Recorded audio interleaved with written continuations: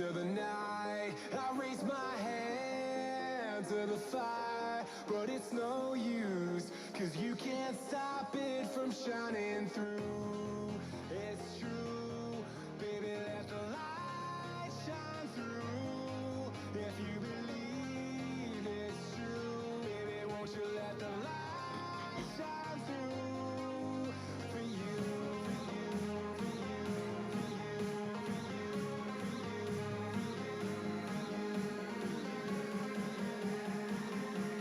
won't you let the light shine through?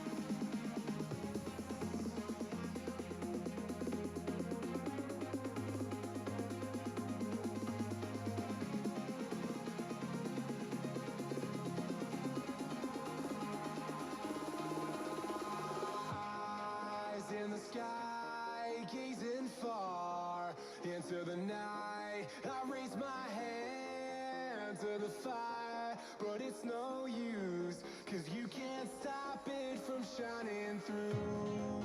It's true, baby, let the light shine through. If you believe it's true, baby, won't you let the light shine through for you, for you, for you, for you, for you, for you,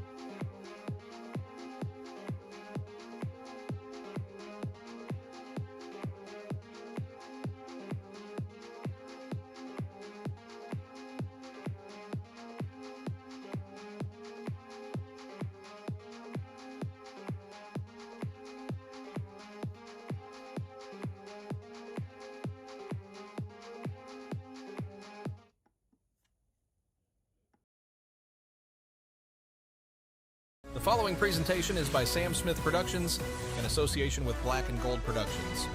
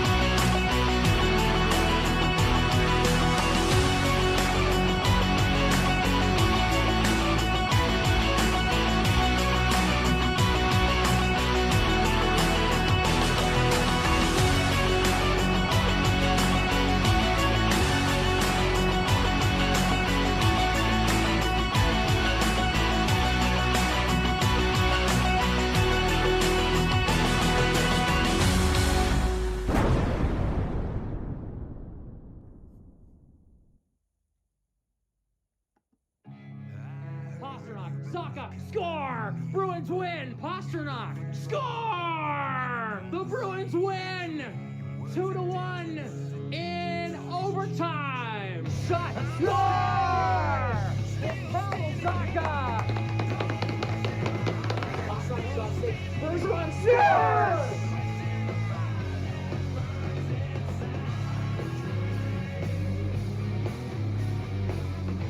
What is happening, everybody? Hello, hello, hello. You can see it right on the screen. What's going on? Happy Thursday. We got a dandy for you tonight. It's live from TD Garden in Boston. The Bruins continue their 5-game homestand against the Edmonton Oilers. How's everybody doing in the live chat? Happy Thursday. It's almost the weekend.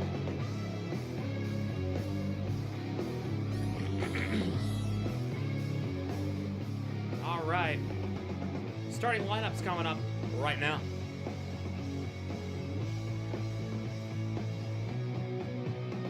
For the Oilers, it's Connor McDavid, Ryan Nugent-Hopkins and Zach Hyman, Leon Draisaitl, Vasily Podkolzin and Matt Savoy, Adam Henrique, Andrew Mangiapane and Matthias Janmark. Yep, Trent Frederick, Max Jones, there was another Bruin, and Cole Hudson. Defensively, Matthias Ekholm and Evan Bouchard, Darnell Nurse and Spencer Stastny, Stillman and Ty Emberson, with Tristan Jarry in net for the Oilers here tonight.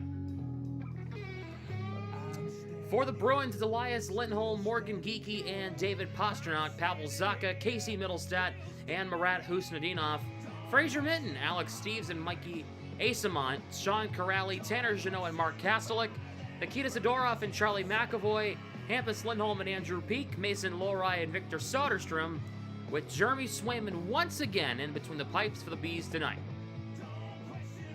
What's going on, Josiah? How's it going, buddy?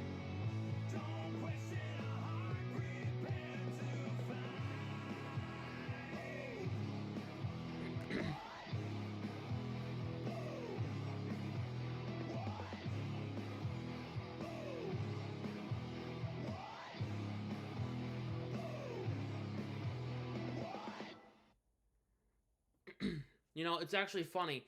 Josiah and I went out on Monday night. We went to a bar and we hung out for like 2 hours. It was great.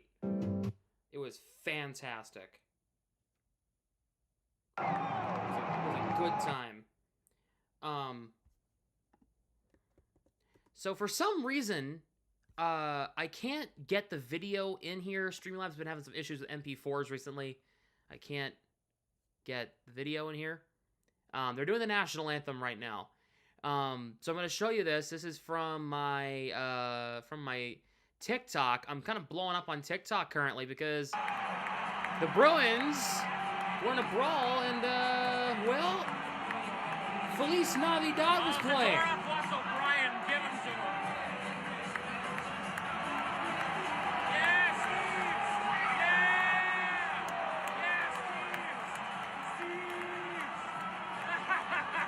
I can show this because this is my content. I took this video.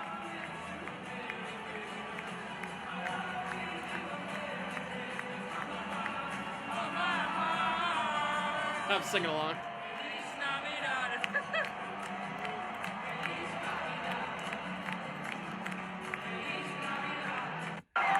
So, yes, I was there. I had a great time. I was there with a buddy of mine I hadn't seen in a while.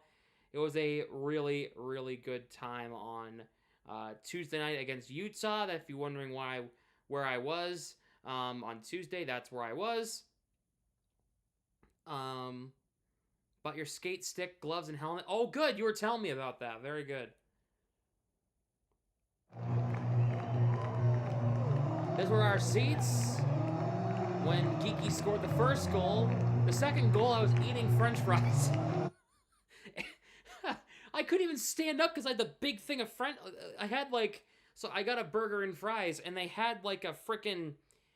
It was a big container, and it was awkward, and I couldn't stand up because I was afraid they were gonna go over the people in front of me.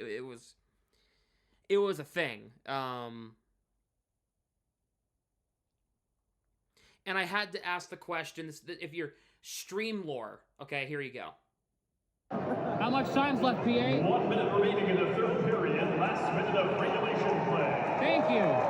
I had to do it. If I didn't do it, chat, then I would have done. Then I wouldn't have been a bad. I would have been a bad YouTuber. You know.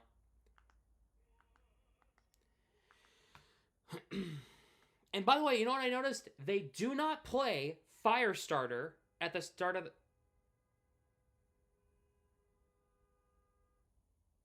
Somebody's not happy. They don't play Firestarter at the end of the at the start of the second period anymore. They played I think they played Ozzy Osbourne. I was like, what? Like, what do you mean? They don't play. They play Joker and the Thief. They do play that, but they don't play Firestarter anymore. It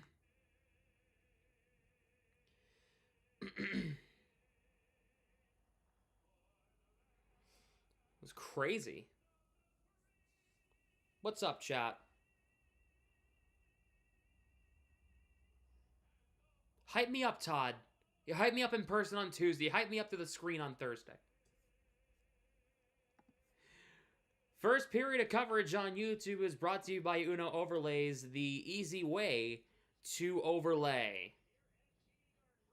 All right.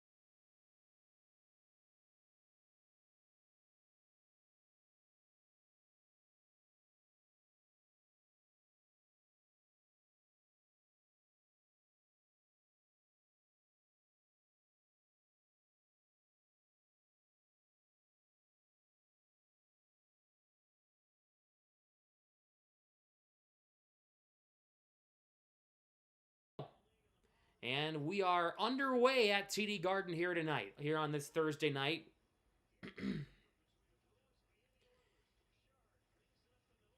Bruins will try to break it up as the Oilers try to enter the zone, and the Oilers are offside 15 seconds in. Swayman getting his third straight start tonight. He started against Minnesota on Sunday in their loss. Started on Tuesday against Utah in their win. Starting again tonight. Korpisalo, I'd imagine, will go Saturday against Vancouver. Both Draisaitl and Lindholm are both waved out of the draw, so it'll be Podkolzin against Geekie on the far side in front of the Bruins bench just outside the Bruins zone. And Podkolzin wins it, but Pasternak wins it back for Boston. Peek around for Hampus Lindholm, up the boards, and this is going to go all the way down. And we have an icing 26 seconds in.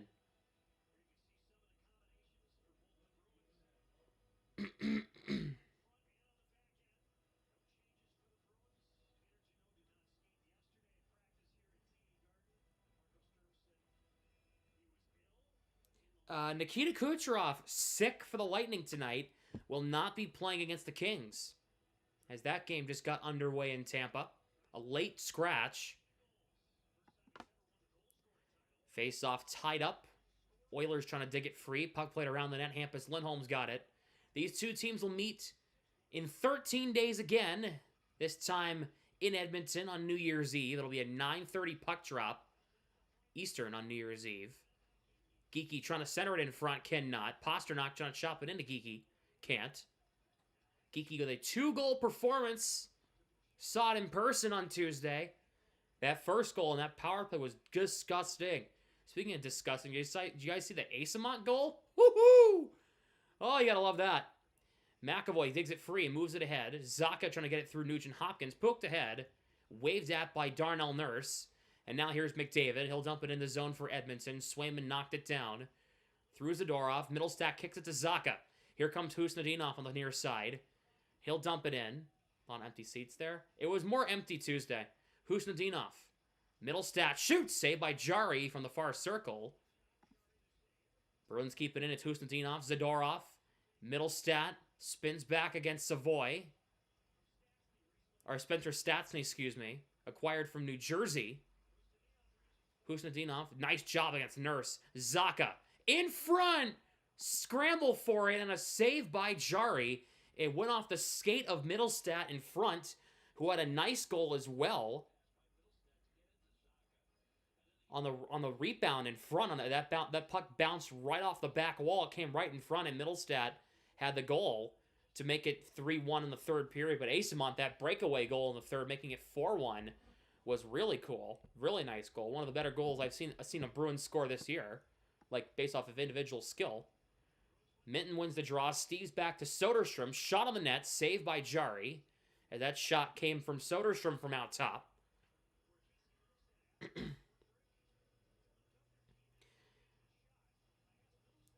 So Trent Frederick and Max Jones are both making their return to Boston.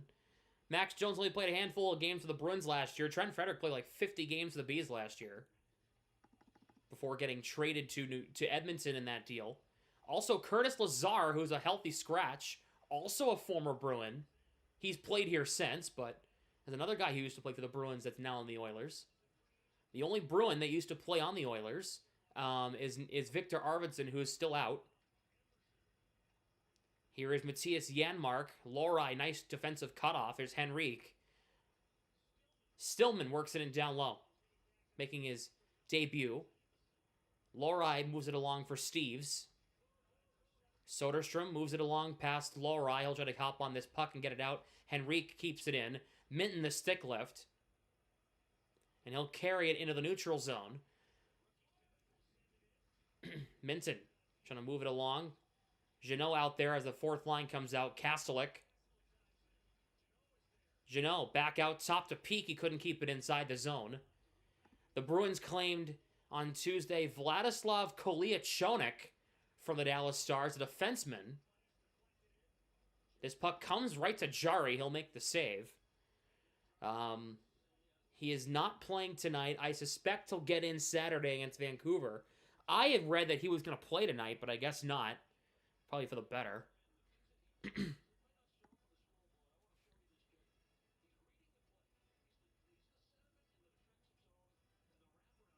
Hi, Mom.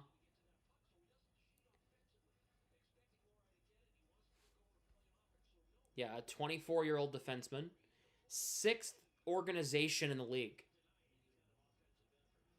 Already. Got drafted by Florida in 2019. He's played for Pittsburgh, Dallas, both Utah and Arizona. Shot blocked. He's most remembered for last year against the Bruins, scoring a game-tying goal in the first time the Bruins ever played in Utah. 2-1 overtime loss last year. Here comes Pasternak across the blue line. Works it in deep. Played along. Kept alive by Lindholm. Nice keep in for the moment. Puck came out. Now it's Draisaitl. Chips it to the middle. Bouchard back to Draisaitl. Ekholm. Geeky, nice job forcing him out of the zone. Was it forced to dump in was Ekholm. Puck moved ahead by Zadorov to Geeky. Poke check by Draisaitl. Bouchard plays it along for Stillman. McAvoy pinches it in he tried to move it along, but McAvoy kept it in. Podkolzin took it away. Sent ahead for Draisaitl. Goes through Lindholm's stick. Podkolzin in front for Savoy. Got broken up by McAvoy. Geeky sends it ahead for Husnudinov. He'll dump in as the Bruins are finishing up a change. Yep, McDavid's playing tonight for the Oilers. Be surprised if he wasn't, but I saw him up on the top line. He's playing with Nugent Hopkins and with Hyman. He has the puck now. McDavid enters the zone. Husnudinov took it right off McDavid's stick. Husnudinov, the real McJesus. Here's Middlestat looking for a drop feed, trying to play it in front for Hampus. Lindholm could not, and McDavid took it right away. Here comes McDavid. Gets around Zacha, looks to thread it in front. Hampus Lindholm knocks him off the puck. Moves it ahead for Zacha. Bruins have a 4-on-2. Middlestat, Zacha, Husnudinov, and Hampus Lindholm. Middlestat trying to throw it across, and it deflected right to Jari. He'll make the save. What a quote. What's up, DJ? What a quote. Husnudinov's the real magician, the real McJesus. I mean, he literally took it right off his stick. Like, that is a fantastic play by Husnudinov. Literally right off his stick. Like, he made a move, and Husnudinov just went, boop, thank you. And here, and he just started moving the puck north. It was great. It was one of the better plays I've seen him make. It was great. Ty Emberson plays it across. A shot by Janmark is caught by Jeremy Swayman. And he will hang on. That's the Oilers' first shot attempt of the night. And it got to him. Connor McDavid signing a 2-year extension in Edmonton. He'll be there through 27-28.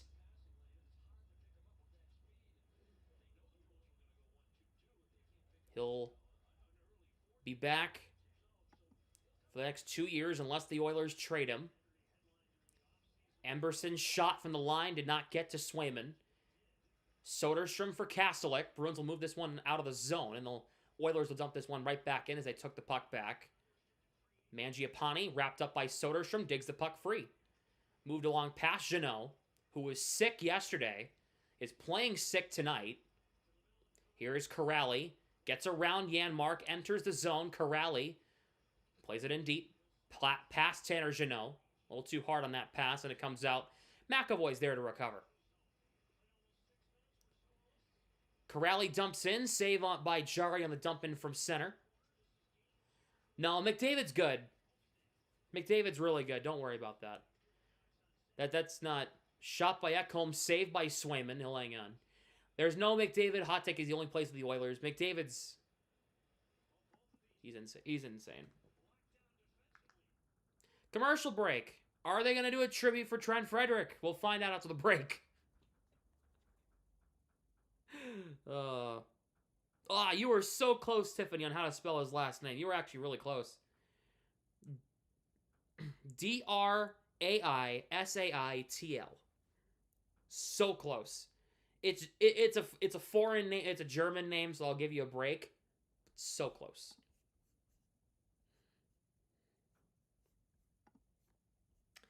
$34 viewers in the live chat. Only 15 likes. If you have not yet, hit the like button and subscribe. Would be super helpful. Come on, McDavid in a Bruins jersey. Don't we all? I also want to win the $1.5 billion Powerball jackpot, yet we all can't have what we want to have happen. They gave him a tribute video. Tom Caliuti, who's there, just tweeted out that they gave him a tribute video. Oh, what are we doing? What are we doing? Guess anybody gets a tribute video now, huh? Wow. Trent Frederick.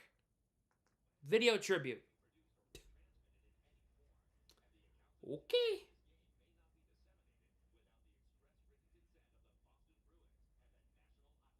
All right.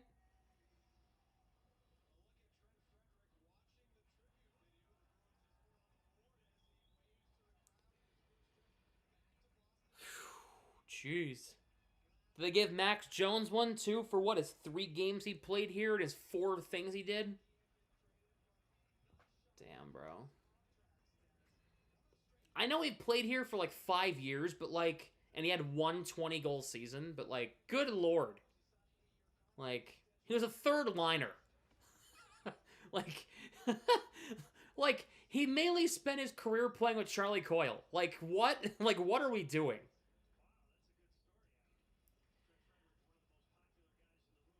Podkolzin. Draisaitl shot goes wide. Morgan Geeky moves it along. It got intercepted there by Draisaitl. Lindholm broke it up. But the Bruins were offside. They had to tag up or else Lindholm would have played that puck. Lindholm, another takeaway in the neutral zone. He's got 2. Podkolzin ties up Elias Lindholm's stick. Peak stands up to Matt Savoy. Pasternak. Kiki trying to move it to Pasternak. Can't. Trying to jam it ahead. Cannot. Hampus Lindholm fakes the pass to Draisaitl. Through Draisaitl. Moves it ahead. He'll carry it in transition across the line. Finds Elias Lindholm. Hampus to Elias. Tied up behind the net by Matthias Ekholm. And Ekholm's the one who ends up on his backside. Lohrei. Pasternak lifts in. Try to get it ahead. And Emberson broke it up. Here comes Stillman on the near side. Stillman working his way in front. Can't connect on the shot. Emberson broke his stick. Fraser Minton with a breakaway. Here comes Minton in alone. Missed high on that. Asamont couldn't get on the rebound as he was smothered. It came right back to Jari, and he could not convert.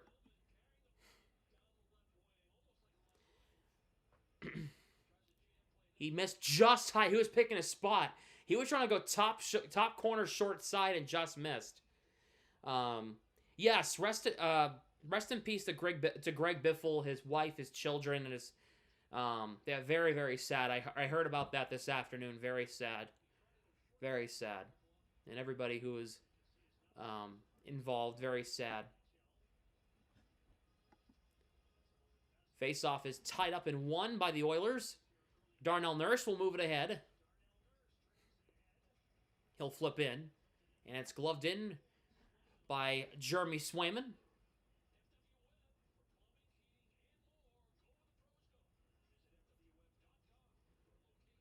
I have a friend at the Blackhawks Canadiens game up in Montreal. He's visiting up that way.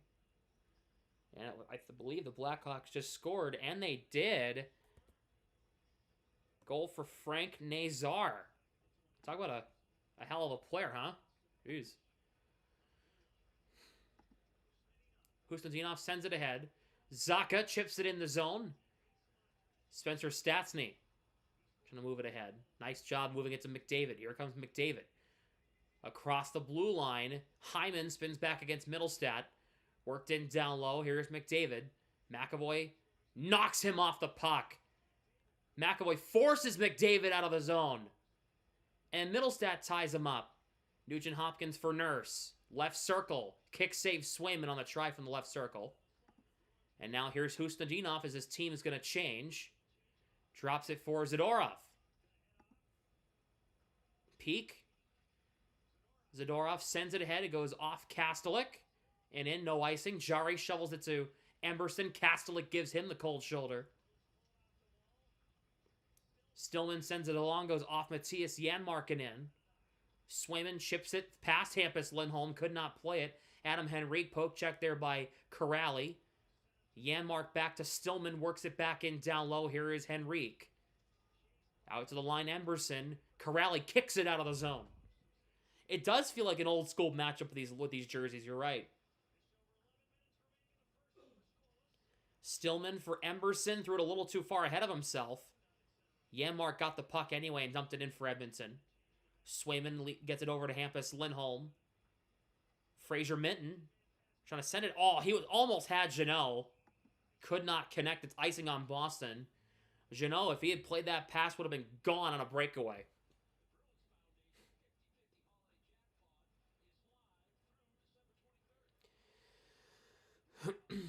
Grzelcyk got the assist on the Nazar goal. Ugh.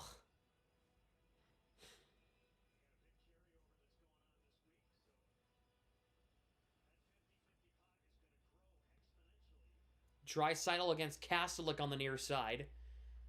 Bruins have their fourth line trapped out there. Kastelik wins the faceoff against Draisaitl. Jeannot for Minton. He'll shovel it in the zone in deep so his teammates can change, and he'll be on the forecheck in the meantime. Bruins get a full change. Where does Grizz play for now? He plays for Chicago. Played around the net. Ekholm tied up by Pasternak. McAvoy sends it ahead just past Morgan Geekie. Savoy for Draisaitl. Here, puck comes to Bouchard. For Podkolzin. Off a stick. Savoy plays it around, avoids a hit from Zadorov. Draisaitl knocked off the puck by McAvoy. The Oilers are starting to dominate possession after the Bruins dominated the first about 5 minutes. It's been all Oilers since. McAvoy dumps in cross corner. Jari will play it aside. Stastny sends it ahead for Podkolzin. It's flipped cross corner. No icing here. Hampus Lindholm beats McDavid. Sends it to Pasternak at the end of a shift. He'll drop back for Peak. Peak will enter the zone on the right circle. Peak going to go around the net. Looks to set up an option. Has none. Hampus Lindholm. Pasternak right point. In front tip by Zacha. Didn't miss by much. Lindholm for Middlestat on the far side boards. Into Pasternak. Can't play it. Pasternak at the end of a shift. Puck sent to McDavid. Here comes Darnell Nurse. Across the line, Nurse. Drops it back for McDavid. McDavid slows up. Nugent Hopkins. Saved by Swayman. And he closes the armpit on that shot. Good save. And they go to commercial. 9 minutes to go, first period, still scoreless.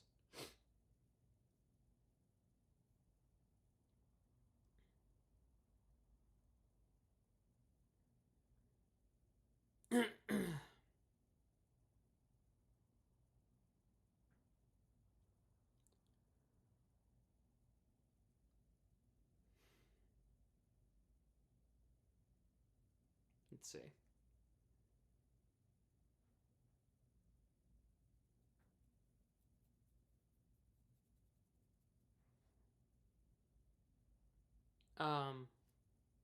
Oh, so the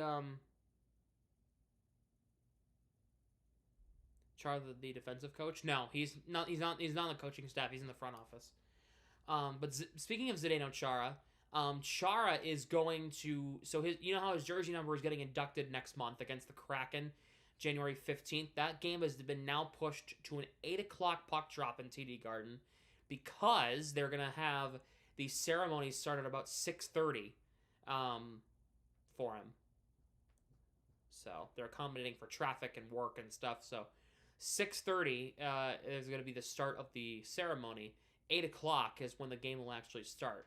I don't know when I'm going live for the game that night. I'll let you know. Obviously, you'll see. I believe that's in 4 weeks from tonight. So 4 Thursdays from tonight.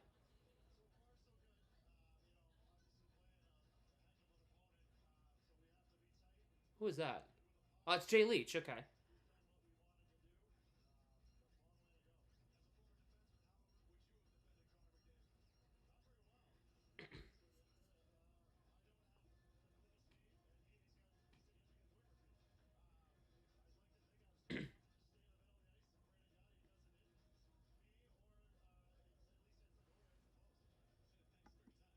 McDavid wins the draw against Zacha. Nurse to the net. Shot blocked. 4 players collided. Not one of them even made a play for the puck. McDavid in front. That puck's still free. It gets guided aside. Zadorov wrecks McDavid behind the net. Wow, what a hit by Zadorov. He's not intimidated. Zadorov dumped it in. It took a funny bounce in front and got it aside by Jari. Zadorov unloading on McDavid behind the net. Oh, and he shook that off too when he got hit. Middlestat takes the puck, dumps into the net. I mean, dumps it into the zone, not the net. I wish it was dumped into the net. Bruins keep it in. Lorai's shot. It was a knuckler. It was deflected, and it's caught by Tristan Jari. Chara will not be... Chara's already in the... Chara actually literally cannot come back to play in an NHL game. He's literally in the Hall of Fame.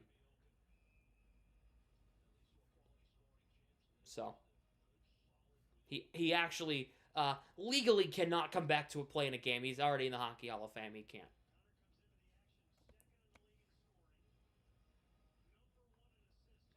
Minton waved out of the faceoff, so Steves will come in and take it. It'll be against Henrique. Big tie-up here, and it's won by Edmonton. Mangiapane for Henrique, broken up by Minton. Good take. Minton, ahead off Lorai's stick. Asamont tying up Bouchard. Oilers get it. And it's moved to Matthias Ekholm.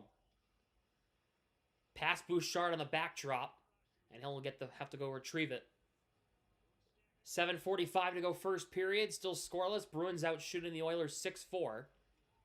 Henrique across the line, looking to center in front, but Soderstrom took it away. And it's flipped up the boards and out. Steves to Asamont, who had an unreal goal against the Mammoth on Tuesday. Steves tied up there by Ekholm. Bouchard plays it along, kept in by Hampus Lindholm. Across the peak, off the deflection. And Minton, that kind of interrupted what Peak was trying to do there. Mangiapane forced back out of the zone by Hampus Lindholm. Kastelik the takeaway. Here comes Kastelik. Fires over the net. Jeannot for Corrali. Hampus Lindholm back to Corrali. Looking to try to throw it in front, and it got tied up there by Savoy. Moved ahead now. Trent Frederick taken down. Oh, he drew a penalty. Frederick went for a joyride, and he took a penalty.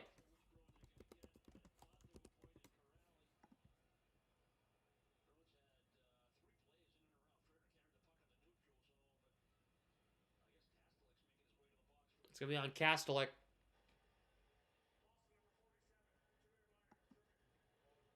So the Oilers will go to the power play. It'll be Kastelik for tripping. Let's see.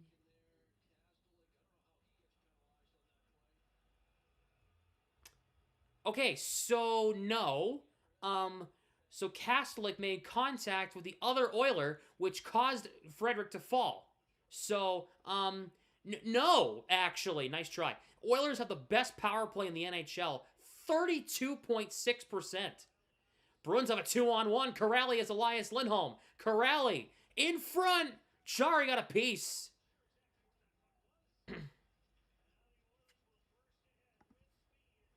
Here's Draisaitl. Oilers set up shop on the power play here. McDavid has an opening in front. They score. Power play goal for Ryan Nugent-Hopkins. And the Oilers with a 1-0 lead.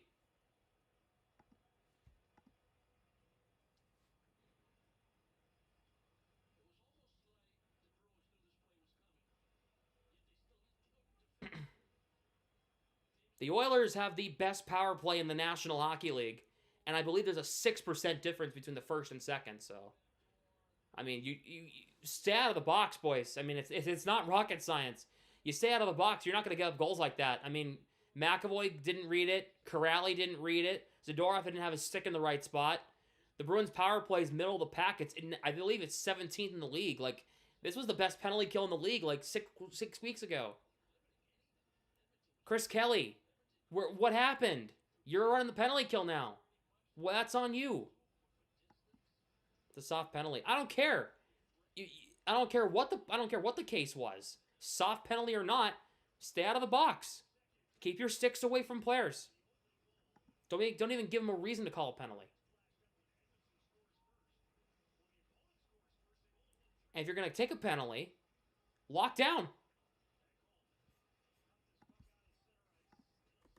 The penalty kill has kind of been the Achilles tendon for the Bruins the past few weeks. Here is Morgan Geekie. Carries it across the blue line. Geekie fires a shot, goes wide. Pasternak. Taken back, and the Oilers will chop this one up and out. By Spencer Stastny. Here is Andrew Peeke.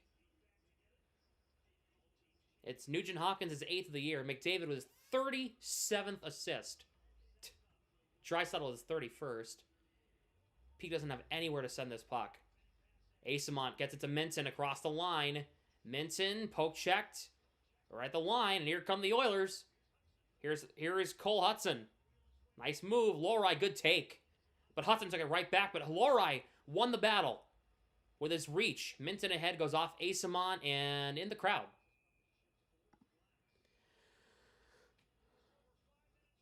And they go to break. 1-0 Edmonton. Ryan Nugent-Hopkins with a goal. Gotta lock down.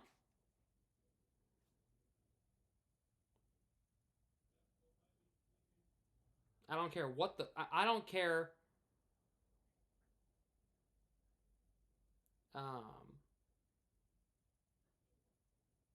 I don't care what the... I don't care if it was a soft penalty, if it was an easy call or not.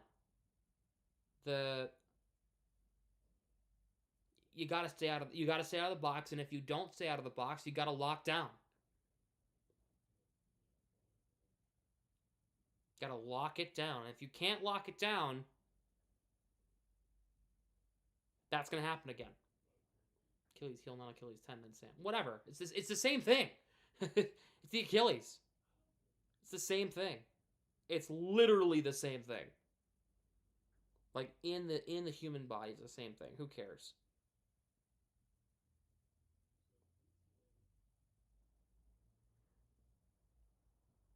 The Achilles heel.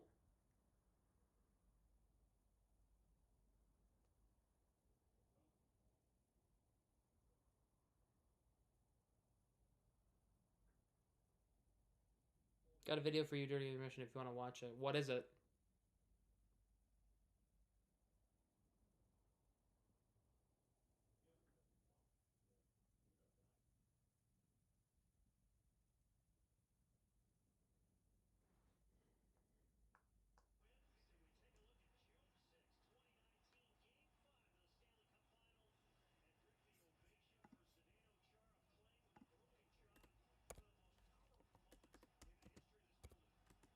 Trade tree video? Oh boy.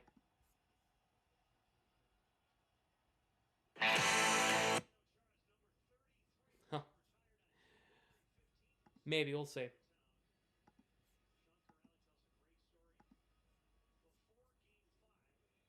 Castlick will take this draw against Henrique.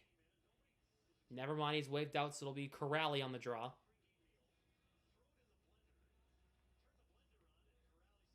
And now Henrique's waved out, so it'll be Corrali against Janmark instead. And Corrali wins it. Lorai chips it in the zone. Stillman on it. Took a weird bounce. Jeannot. Now, you know, if you're the Bruins, you got to try to draw a penalty here. Puck comes back to Lorai at the left point. Fires a shot, and it didn't get to the net. That was deflected high and out of play.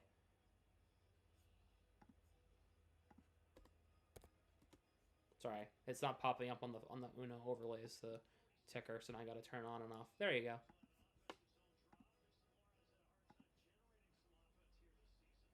Corrali against Henrique here. Face-off tied up, and it's won by Edmonton. Oilers flip it out of the zone, what I'm trying to say. Jeannot takes the bump, gives it back to Emberson and dumps it in. Henrique shovels it around for Edmonton, kept in by Lorai. Jeannot in the slot, he couldn't get a shot away. Soderstrom waves it back in deep. Arvidsson did play in the finals last year, yes.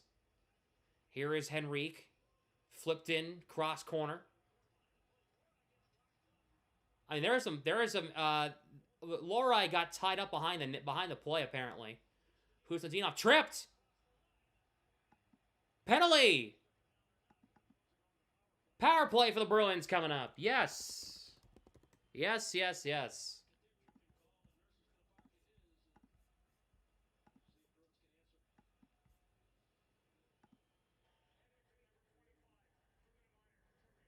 Yes. Thank you. Good, good, good.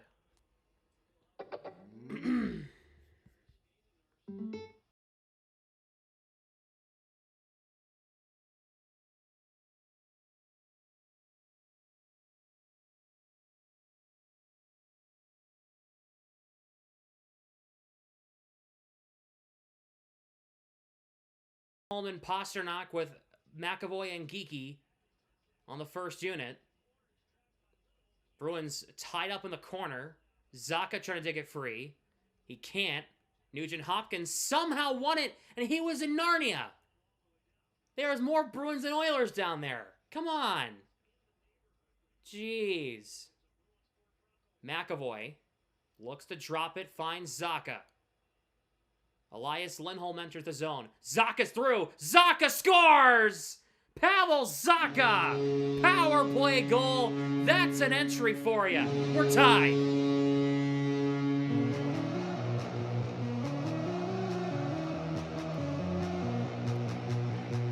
What a chip pass from Lindholm to Zacha. That was gorgeous.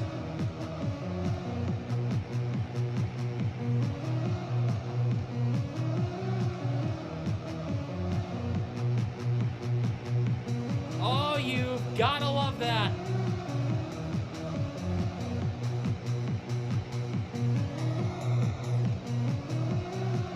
What a goal.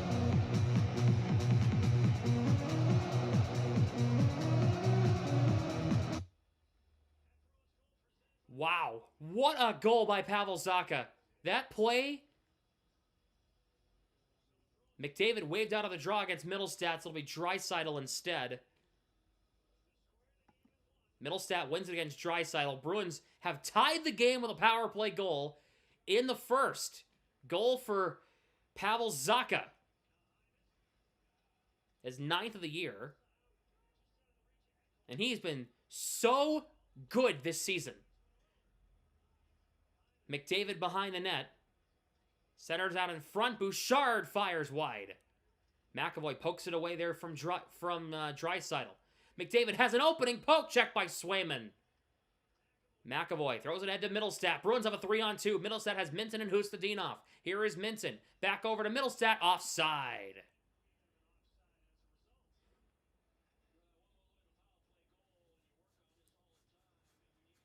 This game has been very similar to the game on Tuesday. Road team gets a power play goal to start off. Bruins get a power play goal a couple minutes later. Very similar to the way the game's gone for the game went on Tuesday. Zacha has had a point in 21 of 34 games this year, coming to tonight. That means that's 22 of 35 points for 35 games this season. Zacha's got at least a point. That's unbelievable numbers.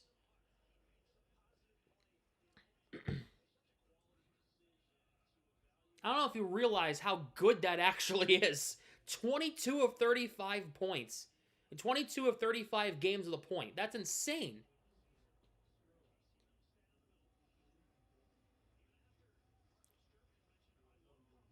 The linesman took a tumble as the Oilers iced the puck with 2:38 to go in the first. That's the 4th time that Zacha scored the first Bruins goal of a game. Hey, all right, Pavs. Attaboy. Let me start this. Let me get that to first period since that game's on. Flyers, Sabres. So Geeky, Lindholm, and Pasternak come out with Lindholm and Peak. So both the Lindholms are out there with Andrew Peak, Morgan Geeky, and with David Pasternak. Nugent Hopkins against Lindholm on the faceoff. It'd be Elias Lindholm because Hampus doesn't take faceoffs. Elias wins the draw. Puck comes back to Hampus. Pasternak couldn't get a one-timer away. Looked like it was a set play right off the draw and it didn't work. That was Matt Savoy on the poke check. Geeky drops it back to Hampus Lindholm. Whipped across. Geeky, what an entry. Here is Geeky. Fires short side. He didn't miss by much, but it missed and it went out of play. Geeky was looking to pick a spot. Oh, man.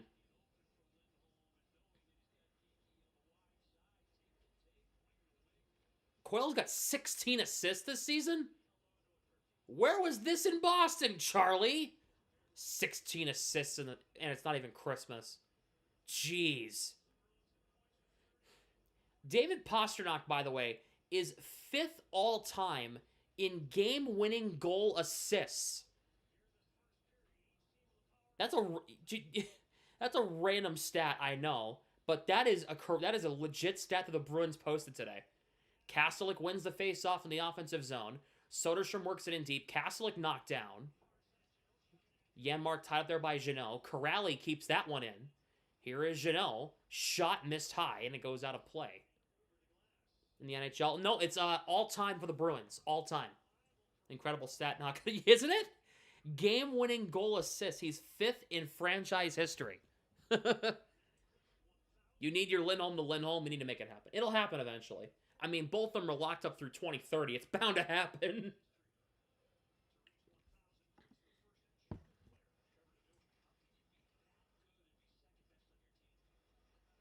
Soderstrom dumps in the zone. Emberson takes a bump from Jeannot.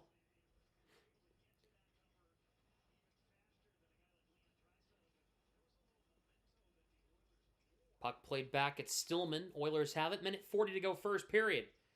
1-1 the score. Oilers got their power play goal from Nugent Hopkins. The Bruins got their power play goal from Pavel Zacha.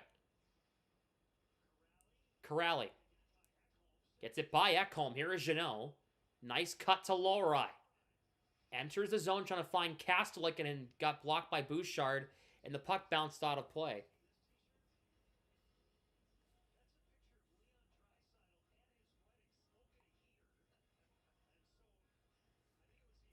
Leon Draisaitl got his 1,000th point against the Penguins the other day.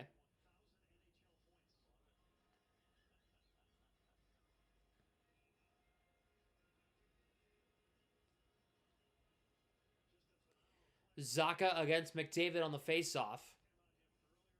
On the far side and to the right of Jari. Faceoff tied up. Off the draw. Oilers get this one away. Nugent Hopkins trying to chip it to Hyman. Husnudinov, a great takeaway. He's been so good on the back check in this first period. And he'll create something here. Trying to get it to Middlestat. Sends it in the offensive zone for the moment. Bouchard. Threads it ahead. McAvoy takes it back. Husnudinov has to tag up and get onside. Final minute of the first period. 1-1. Here is Bouchard. Off Nugent Hopkins and in. Zadorov trying to play it along. Puck comes to Zacha. Off Husnudinov skate. Bouchard kept it in. McDavid in front for Nugent Hopkins. Ekholm, backhand. What a poke check by Zacha. Ekholm, down to 30 seconds. Bouchard for Nugent Hopkins. In down low. McAvoy tying it up. McAvoy gets knocked down by Hyman. Middlestat with McDavid tied up. Down to 15. Here is Hyman. A lot of openings. McDavid shoots and missed it out of play with 9.1.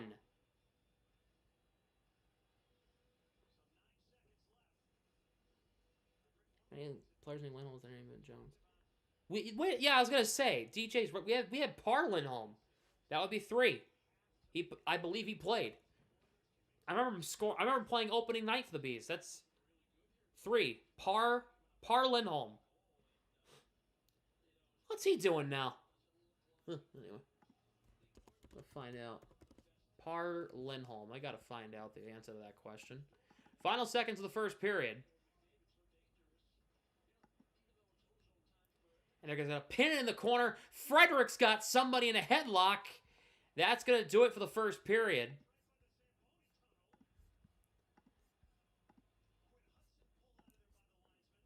That's Quinn Hudson, not Cole Hudson. Nobody corrected me.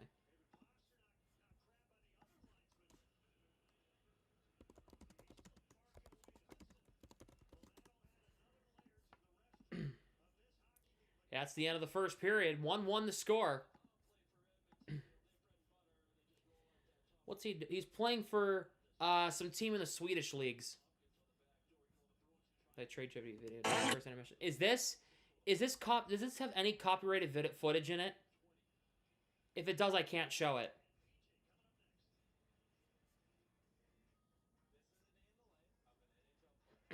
Before I show it, I'm going to scan through and see if there's any copyrighted footage. If there is, I legally cannot show it.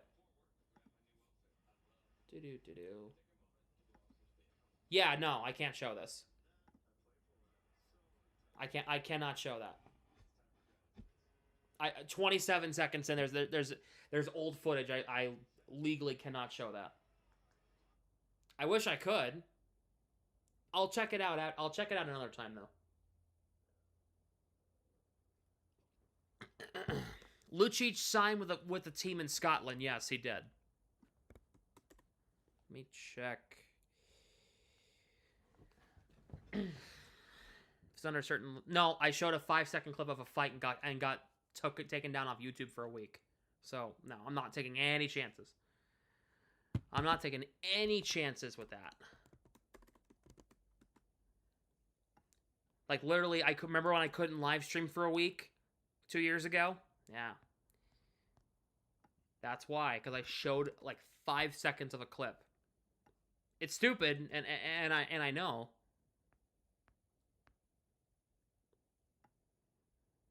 And I understand, and I want it to be different, but it's not, unfortunately. Flyers have tied it at 1 against the Sabres. That game is tied at 1. And the other games have not started yet. Rangers, Blues, I'm getting set up for when the second period comes back. So, I had something planned during the first period, and I kind of want to show you who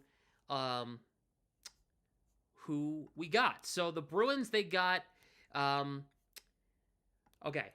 ready for this name? This is a really hard name. Vladislav Kolyachonok. I believe that's how you pronounce it. I gotta double check. Hold on, I gotta hear it. I gotta hear this. I gotta hear this.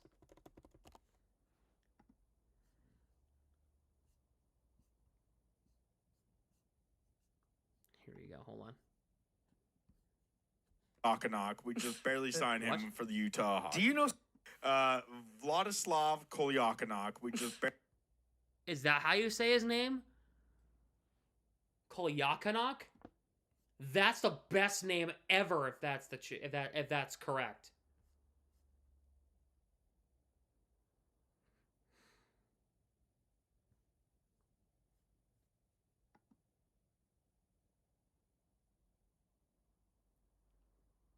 Kolyachonok. That's the best pronunciation ever. So speak Russian. Welcome to my new series called This Is How You Actually Say This Guy's Name. So today, the Bruins claimed defenseman off of waivers from Belarus, Vladislav Kolyachonok. Defenseman from Belarus, Vladislav Kolyachonok. This has been... Kolyachonok. Okay, so I knew I wasn't going insane. Kolyachonok. That's his name. Who the hell cares? The Bruins got a defenseman from Dallas.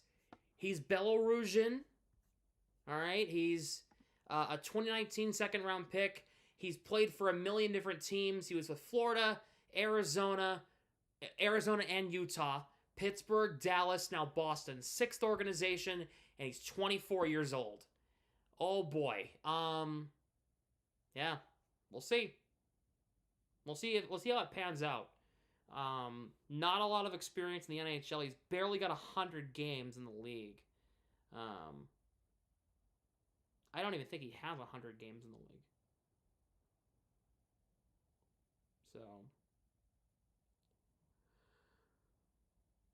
So anyway, yeah.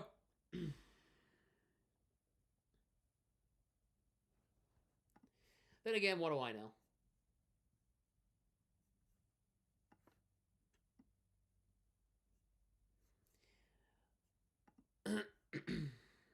Yeah, okay, I'm good for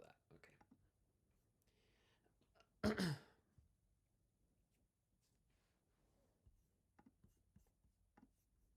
We're in the first intermission. 1-1 the score. Oof. Jeez, you hear that? Crack, crack, and crack. My God. How was it attending a game in person? It was fun. I think you missed it during the open. I showed my perspective of the brawl that happened at the end of the game. So if you guys don't know, I'll show this again. They had Feliz Navidad playing in the building when the Bruins and Mammoth were brawling on Tuesday. This is my footage. I filmed it myself. I have witnesses.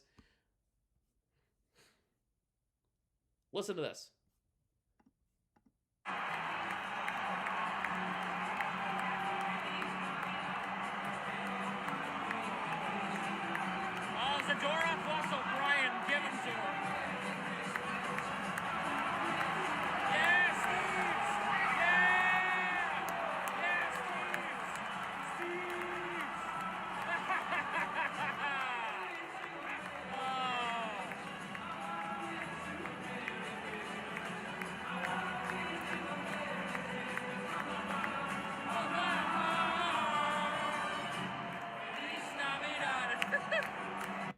I might get the song claim, but that's it.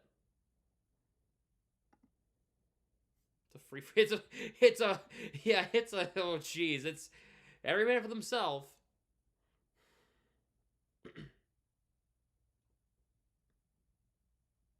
Yeah. Let me call you sweet. Oh my god. Well, I know why they were playing Feliz Navidad because during that whole time they were exchanging information for Christmas cards. Clearly, I mean that's totally what they were doing, right? I mean, Steve's in Jersey. I mean, they really wanted to get into it, and they were down on the ground, like really into it, like really into the fact that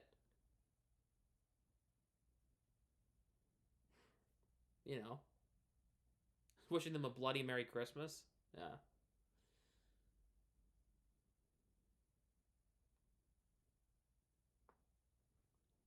I mean, the ref ragdolling O'Brien is funny to me. In my personal opinion, I think that's funny. Is this thing... Oh, hello? It's dead. I'm going to charge it.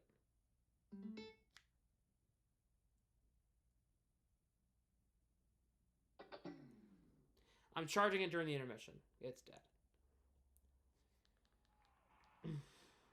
Yeah, but that video is kind of blowing up on TikTok. It has 11,000 views, and I posted it yesterday. So it's going to be one of my highest viewed videos on TikTok. It's already my second highest viewed video on TikTok, I believe. So...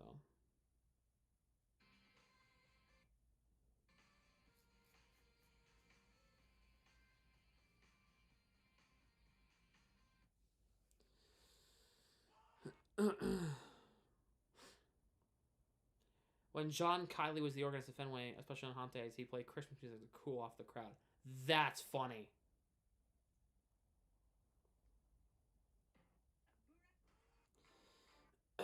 That's funny to me.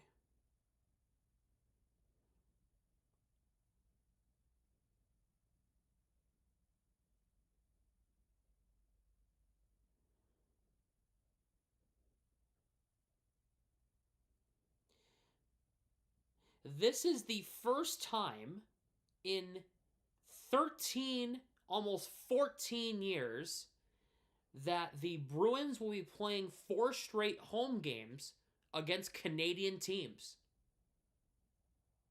That like not a playoff game. 4 straight home games will be against Canadian teams in a homestand. They have, of course, Edmonton tonight, Vancouver on Saturday, Ottawa on Sunday, Montreal on Tuesday. First time since January of 2012 where they played Calgary, Vancouver, Winnipeg, and Montreal 4 games in a row at home.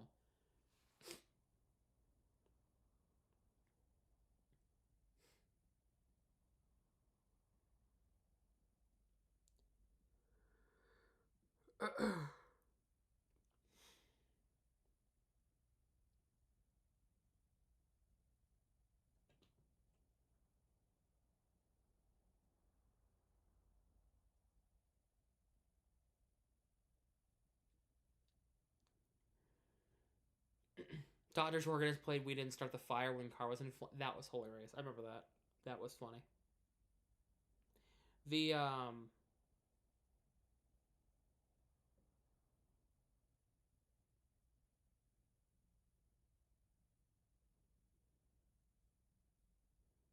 So, I don't know if you guys, the Elias Lindholm haters, I don't think you're ready to hear this one. Because Elias Lindholm, so far this season, has 22 points, 5 goals, 17 assists, and he's a +2 in 25 games so far.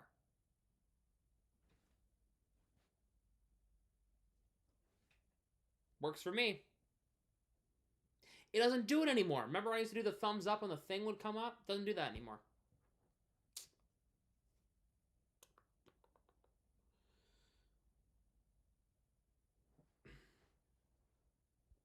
When it happened last in 2012, the Bruins won 3 of the 4 games versus Canadian teams. Dang.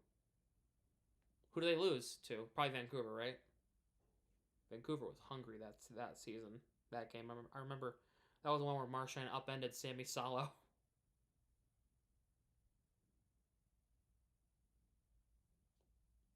2C on a contender. I think Lindholm's proven himself. I think he's all right. He's being more the facilitator. I mean, look at Geeky and Pasternak. He's just setting it up.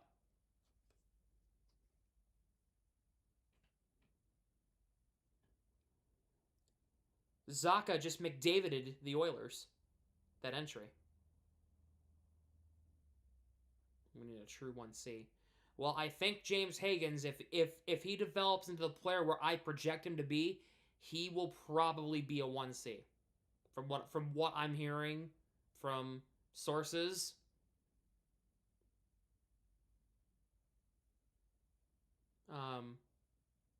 James Higgins is going to be the future first line center of this team. Which, yes. From what people are telling me about Higgins, which I'm going to see him live January 23rd. Hopefully, as long as he plays, because apparently he got banged up in U.S. World Juniors practice the other day, but apparently he's okay. From what people tell me about Higgins, he is the player that can change the franchise. That's what I was told. Apparently, he is a player that can change a franchise. He could change the landscape of the franchise. That's what I was told. I literally heard a comparison the other day. I read it on Twitter. Somebody compared him to Crosby. Somebody literally compared him to Crosby. And they said they said they were being genuinely serious. They weren't they weren't trolling. They said they compared him to Crosby. So, Higgins, yes. So Higgins was supposed to be the first overall pick. And then Matthew Schaefer really amped up his final season in the juniors, and he fell. He fell to 7, and he landed right in the Bruins' lap. Yeah. Apparently Higgins wanted to go to one of two teams, the Islanders for his hometown team or the Bruins.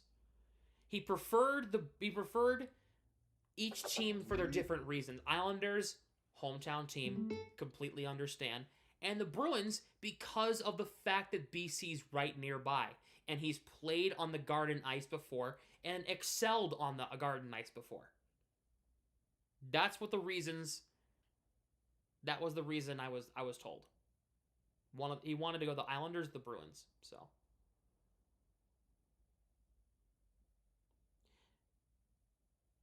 when we drew 7 in the lottery, I thought there was no chance we were getting Higgins at 7. I thought we were going to get Martone or Brady Martin. That's what I honestly thought that was going to happen. I honestly thought it was going to be Martone or Martin.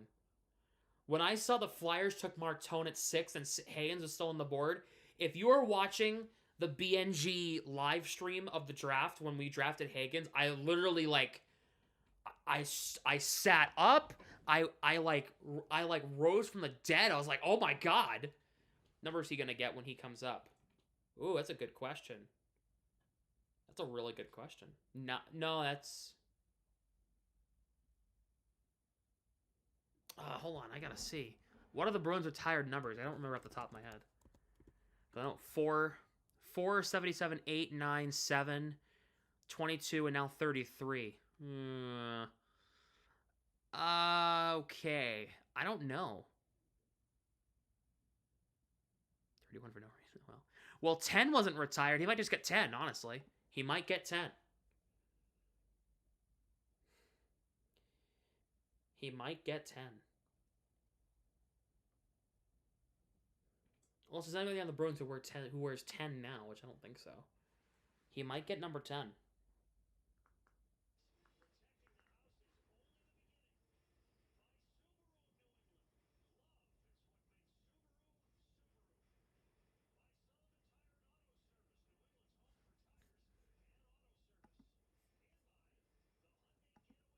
Second period of Bruins coverage on YouTube is brought to you by Benable. Recommend, discover, and monetize.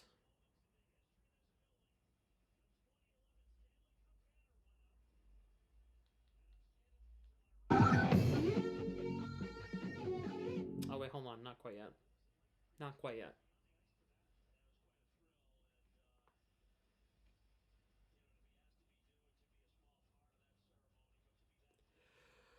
Not yet.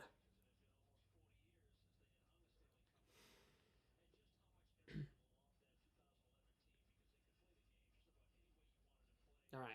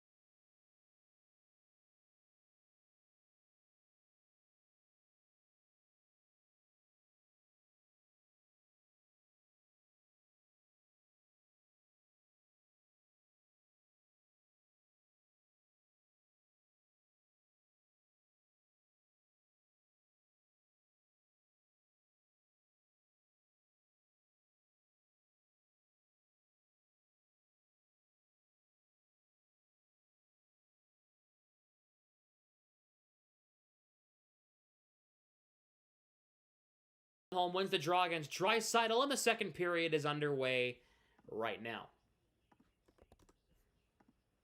Podkolzin takes it for Edmonton.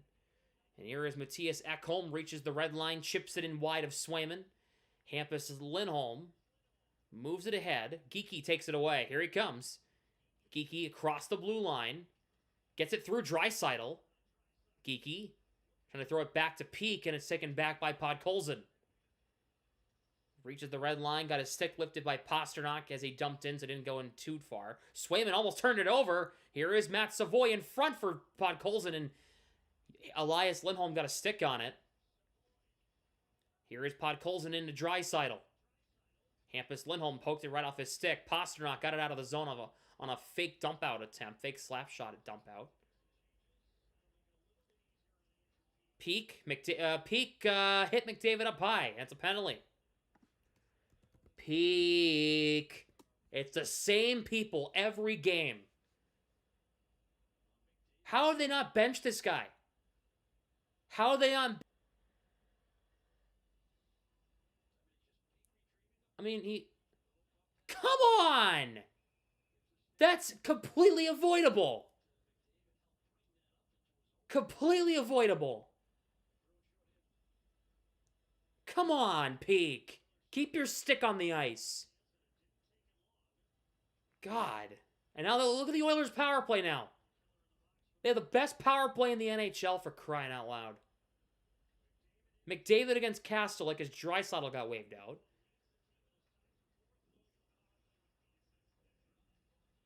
Here it is. Right in front. Save Swayman. That is completely avoidable. Keep your stick down.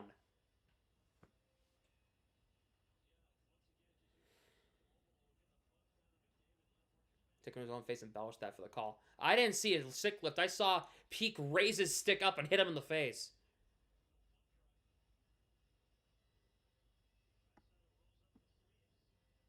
McDavid waved out again. So it'll be Draisaitl again on the draw.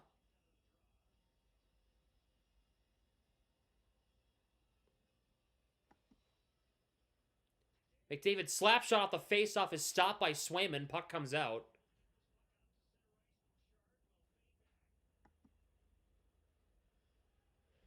Here is Bouchard for McDavid. Enters the zone, it's Nugent-Hopkins. They're really good on entries. Nugent-Hopkins for McDavid. Has Hyman in front. McDavid, Hyman in the slot. Shot blocked, and they clear it down. I believe it was Zadorov who got it out of the zone. Here is Bouchard. Drops it back for Draisaitl. Here's McDavid. Gets the feed from Nugent-Hopkins. Bouchard on the far point now walks the line. Draisaitl on the near side.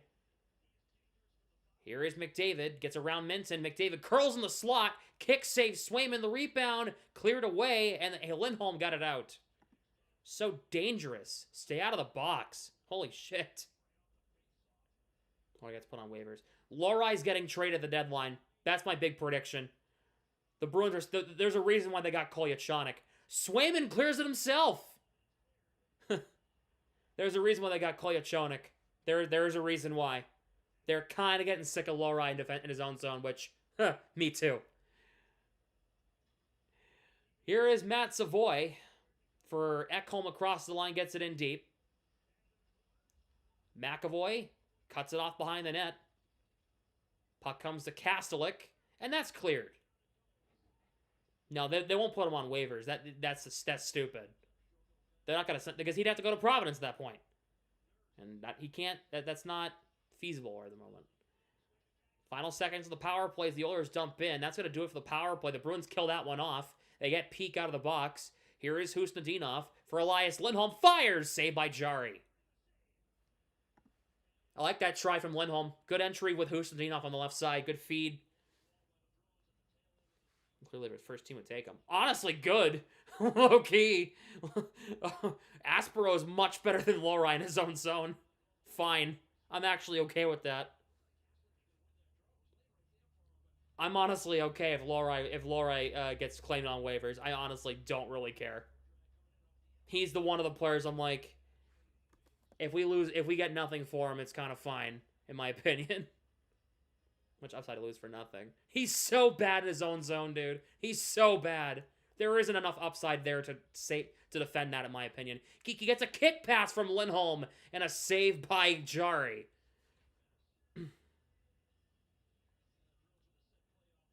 Do you know Lorai is once again the worst defenseman in the National Hockey League?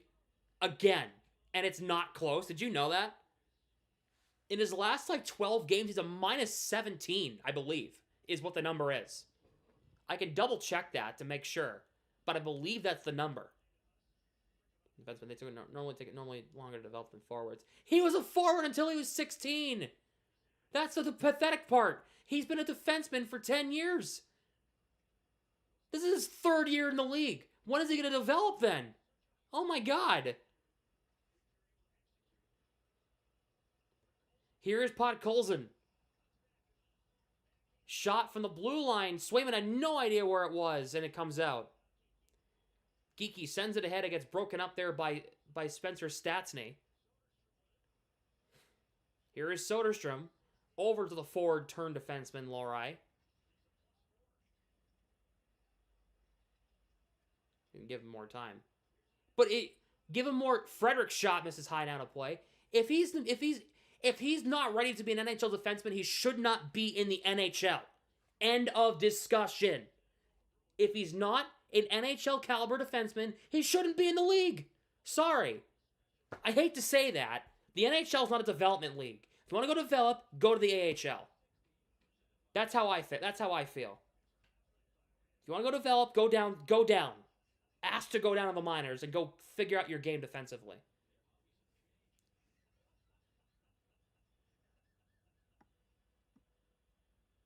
Called up too early. He was called up way too early. At least 6 months too early. He wasn't ready.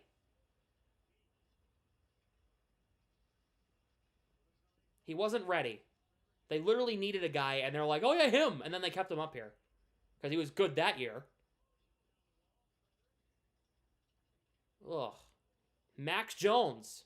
In front. Knocked down. Gets the puck back. Kick saves Swayman. Rebound in front. Cleared away.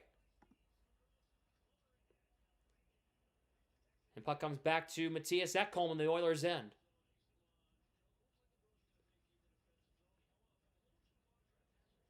Minton with a great forecheck. Now, Minton, there's a guy that's ready. There's a guy that was ready last year, and he's ready now.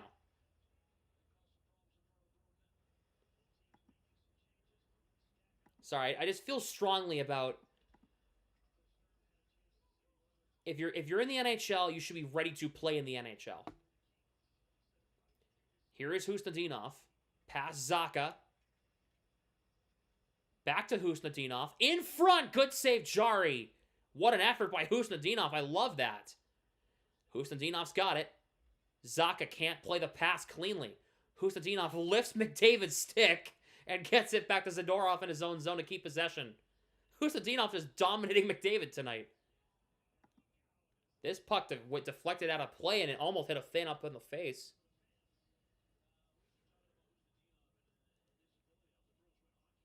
Last year we were terrible. We were finally letting him get some NHL time. The thing is, the Bruins aren't terrible this year, and he's still bad. That's the sad part. The habits he picked up last year have not been dropped yet. 35th game of the season. Something has to change.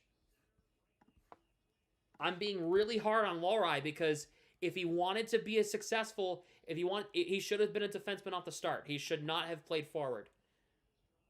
I have faith he'll figure it out. It'll be elsewhere. I don't think you can save that. You can't fix stupid, in my personal opinion. And with Lohrei, there's a lot of stupid mistakes he makes in his own zone. Like bonehead, like I would have made that play better mistakes. And I don't skate. Lindholm sends it ahead. Here's David Pastrnak, who gets there first, negates the icing. Geeky throws a check at Spencer Stastny.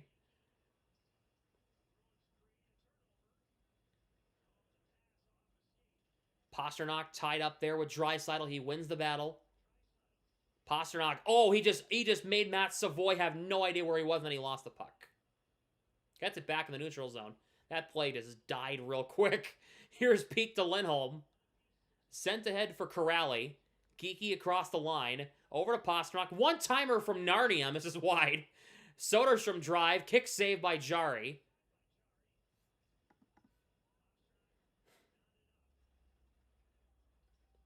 Played around now. It's Darnell Nurse.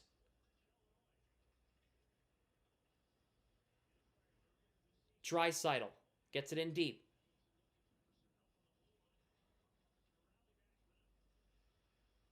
Here is Corrali for Lohrei. Sends it ahead for Jeannot. Touch pass for Soderstrom. Chips it in deep past Mangiapane. He'll get it on the forecheck against Stillman and win the battle. Puck comes to Emerson off a bad bounce. Kastlik still tying it up. Puck comes to Corrali. Out to Lohrei at the left point. Lohrei just throws it in deep. He had an option. He just threw it in deep. Here is Henrique. Moves it ahead. Soderstrom. Good cut off. Bruins couldn't play it or else it would have been offside. I actually kind of wish they did. Here is Henrique. Gets it in deep. Self-pass. Shot from the corner. Saved by Swayman.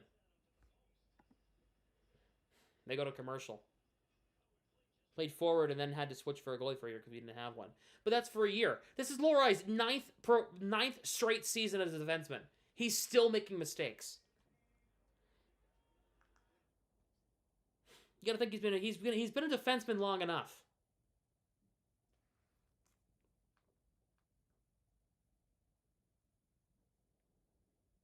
That you'd think he'd figure out how to defend in his own zone.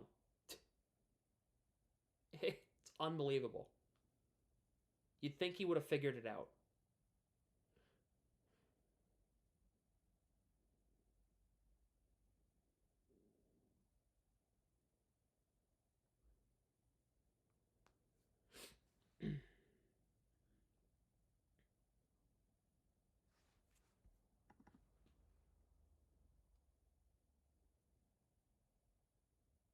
That's my only gripe, is that you'd think he would have figured it out by this point.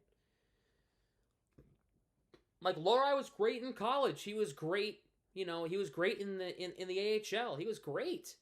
I don't know what changed, but the minute he got up to the big time, he was good 2 years ago. He earned a spot on the playoff roster.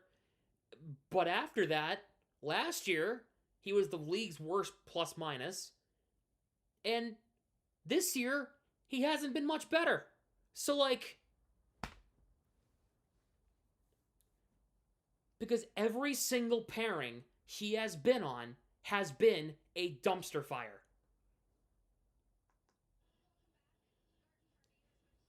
Put him with McAvoy. Dumpster fire. put him with Peak. Worst goal differential as a defensive pairing in the history of the organization last year. History of the organization last year. Yeah. Him and Soderstrom.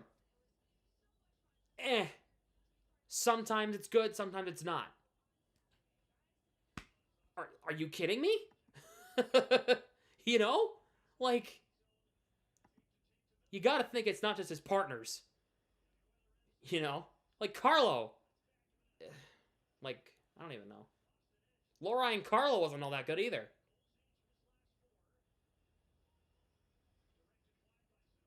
I think we have... Exotic, respect your opinion. I think we have all the reason in the world to panic with this guy.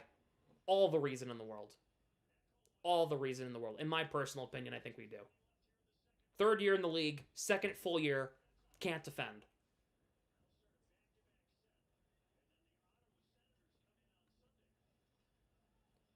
Nugent Hopkins poke check there by McAvoy. Zacha for Husnudinov. Back to Zacha, a little give and go. Back to Husnudinov. McAvoy's in. He couldn't get the pass through to McAvoy. Was Husnudinov. Puck's broken up.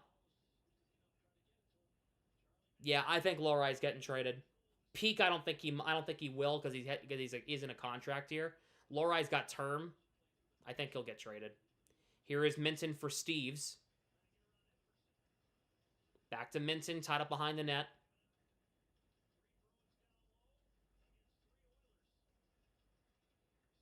Steve's trying to get it back out to the line. He gets to Peak. Fires it on net, blocked. Puck comes out. Hampus Lindholm will have to regather in his own end. Sends it nice feed to Minton. Steves gets it back in deep. Asamont takes the bump. Minton in front for Asamont. Couldn't get the pass cleanly. And here comes Mac Jones. Max Jones for Trent Frederick across the line. Hampus Lindholm going to wrap him up. Teammates for the last 3 years in Boston. Peak and Frederick tied up.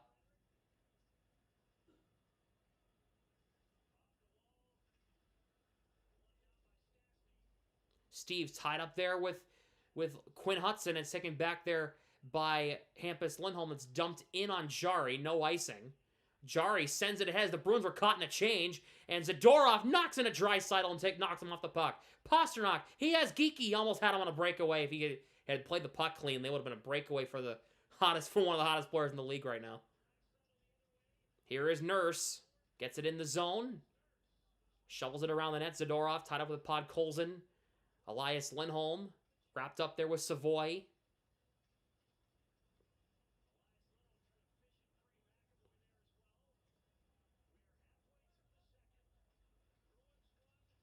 Elias Lindholm for Zadorov. Oh, he couldn't quite get it ahead, but it came to Geeky. Geeky across the line. Spins back, didn't have a lot of options in front of him. The Oilers took it back. It's Draisaitl for Savoy. Pass got broken up. Puck came to Draisaitl. Onside. Just threads it in deep, so he'll go for a change, and so will some of his teammates. Here is Soderstrom. Sends it ahead. Elias Lindholm dumps in just on Jari. He'll make the save. Bruins got caught in a partial change. Deflected in. Icing barely. Against Edmonton. Bruins give him this year and into next year. I think it's cut off whether he's going to make it or not as next year's deadline. Sure. I can see that. I understand. But if the Bruins, which I know, that they now understand that this team is a little different, and I think they want to win now, I don't think having Lohrei in the lineup right now is helping you win games. He's kind of just there. In my personal opinion. Middlestat wins the draw. Peak shot. Gets lofted out of play off a deflection. And they'll go to commercial. Tied at 1 here in the second. They go to commercial.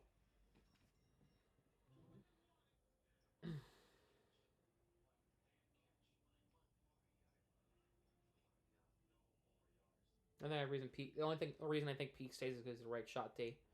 If that's the reason why Peak stays, that's a stupid reason. In my personal opinion.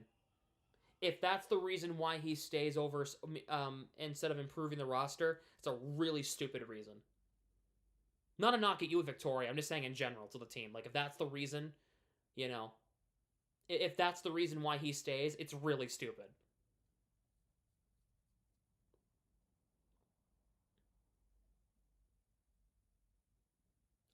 I think Peak gets moved too. It's one of the two. It's either Lohrei or Peak that they're moving at the deadline. It's one of the two. Another bad game for Peak? No, not really. Neither of them have had a bad game. We're just talking about the defense and how they probably need to move Lohrei or Peak when everybody gets healthy. Because Jonathan Aspero has earned himself a top 6 defensive role at this team. Am I crazy for saying that? I think Aspero earned it. And I don't see him going back to Providence after everybody gets healthy. I just don't see it. I don't see a world where you can send Aspero down. Because he'd need waivers. And I don't think he clears it. Based off the performance that he's had. I don't think he gets traded. I don't think he makes it through waivers. So...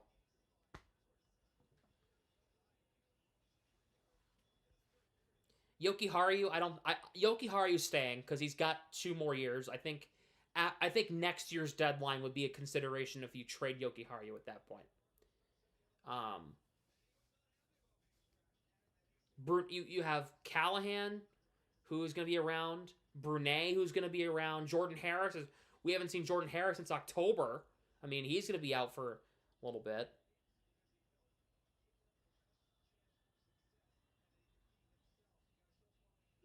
Peak will not get you a first-round pick.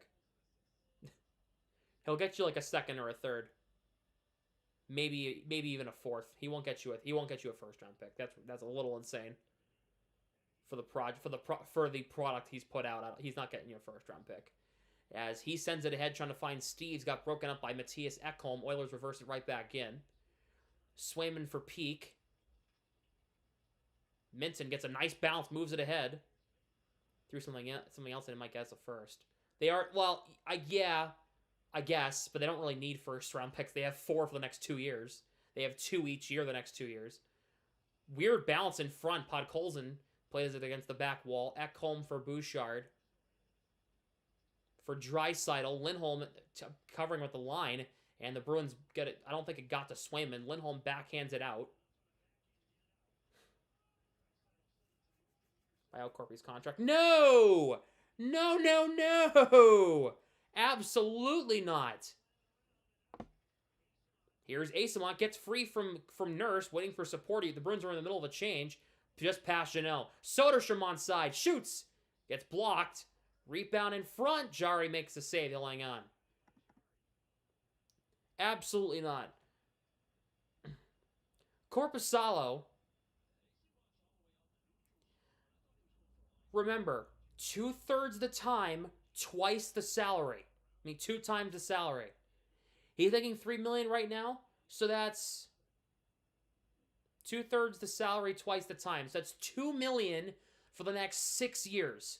Do you really want to do that? I don't think so. Or sorry, $2 million for the next 4 years. Do you really want to do that? Shot by Soderstrom, saved by Jari. I didn't think so. I'd rather trade Korpisalo at that point. That's what I would do. What salary? It's 2/3 the salary, double the time. So you can't move him. You can't buy him out. You can trade him all you want. We'll see if anybody wants him. Kaslik wins the draw. Soderstrom fakes the shot, rolls to his right. Trying to throw it in front, got blocked by Mangiapane. Gloves down his own rebound, throws it back in deep. Here is Henrique. Sends it ahead. Soderstrom, a nice block. And bad enough a team wouldn't bite on a trade. I wonder if he requests a trade, I wonder what would happen. You know? I wonder how many teams would bite. I wonder how many teams would call. Because I do know that there's at least 5 teams that have called on Lohrei. I do know that for sure.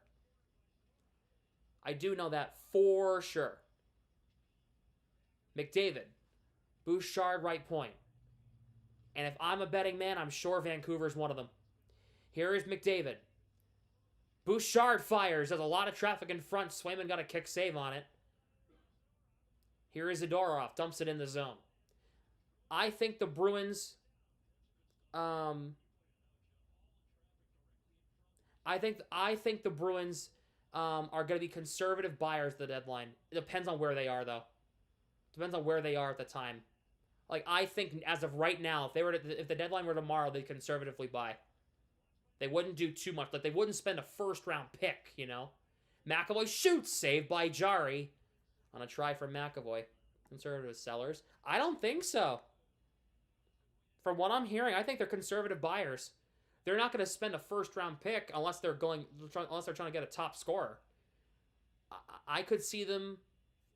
I think the team wants to make the playoffs. I think they can. I don't think it's out of the realm of possibility.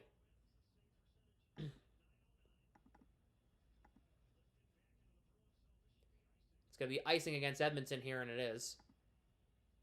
Well, they're not going to go full-blown buy or sell again.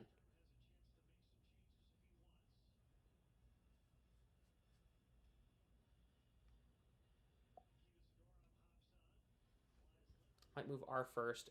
Not Toronto's unless they bounce back. Yeah.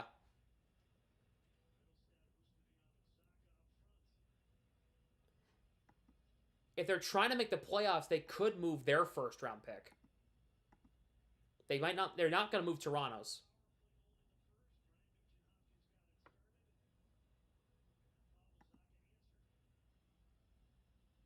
Zero chance we move it first. Depends. Depends on what they're looking for. If they look to get a scorer, the only way you get a scorer is to get a first-round pick out of them. Like for Alex Tuck, I would be spending a first-round pick if the Sabres are keen on trading Tuck. I would spend a first, 100%. Here is Middlestat trying to get it to Zacha. Could not. 6:20 to go second period. Still 1-1. Both goals coming back in the first period. Bruins got there from Zacha. Oilers was Nugent-Hopkins. McAvoy couldn't get it out. It's held in by Stillman. McDavid plays it around past McAvoy. Emberson right point. Back to McDavid. McDavid drops it for Draisaitl. To the net. Kick save. Rebound goes wide. Zadorov flips this one out of the zone, and this is going to be no icing, they're going to say. As Hyman was roughing it up with Swayman behind the play.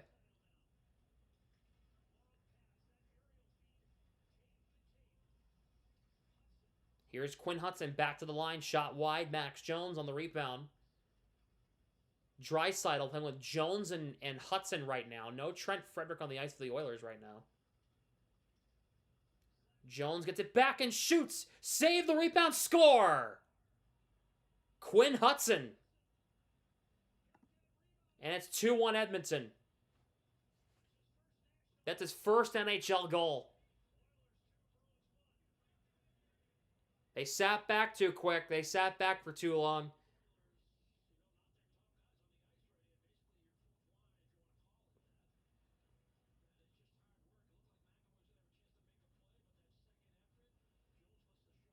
I mean, that's...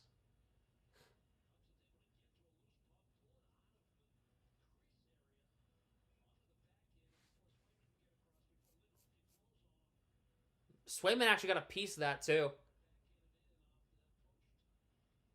That's the sad part. He got a piece of that.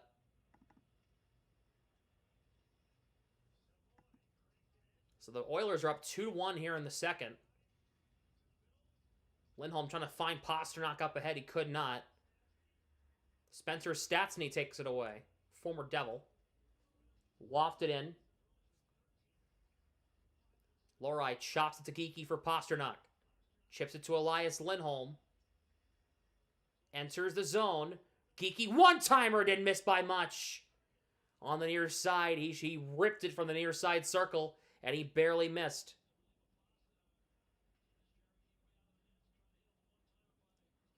His puck comes past it goes past Lohrei. He gets beat again. And Soderstrom recovered for Lohrei like he's been doing pretty much all game. Here is Podkolzin back out to the line. Bouchard for Ekholm. Henrique back to Ekholm. Little give and go. Ekholm in front. Pasternak, the defensive play. And Corrali lifts this one out. Bruins will be able to get a partial change. His puck deflects back in. Swayman clears it away. And up ahead, Jeannot tied up. Sends it in the neutral zone. Lindholm intercepts. Hampus Lindholm doesn't have a lot of options. Gets beat by Adam Henrique, but then recovers, and the Oilers are offside anyway.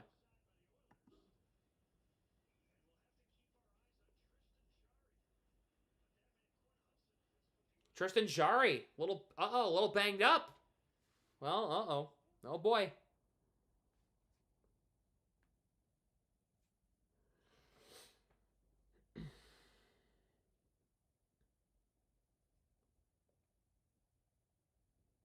Nervous about playing them? Oh, yeah.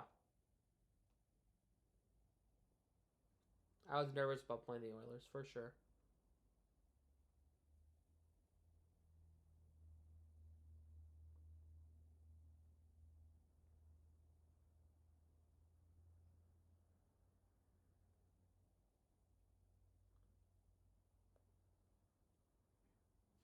Minnesota tied against Columbus. Should be the second period now. Bruins are doing so far in the game. They're all right. Like they're not playing completely horrid, but they're not playing great either. Like I don't really know how to say it. Doing Saturday's game, yeah.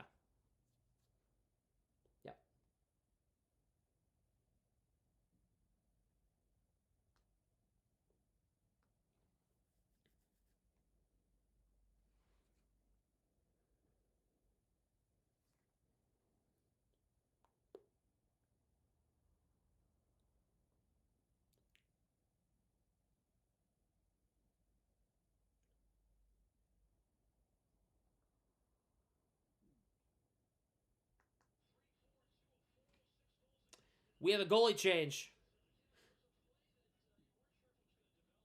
It's not Tristan Jarry anymore. It's Calvin Pickard.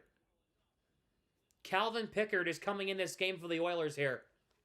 Well, Tristan Jarry, a little banged up. Calvin Pickard coming in cold turkey. We'll see what happens here. Pickard 3-4-2. Goals against average at .851. The Oilers have not been able to have really good goaltending. So we'll see what happens here. I don't know.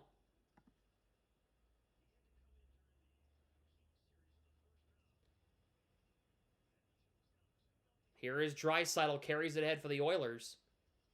Gets it in deep. Hampus Lindholm back.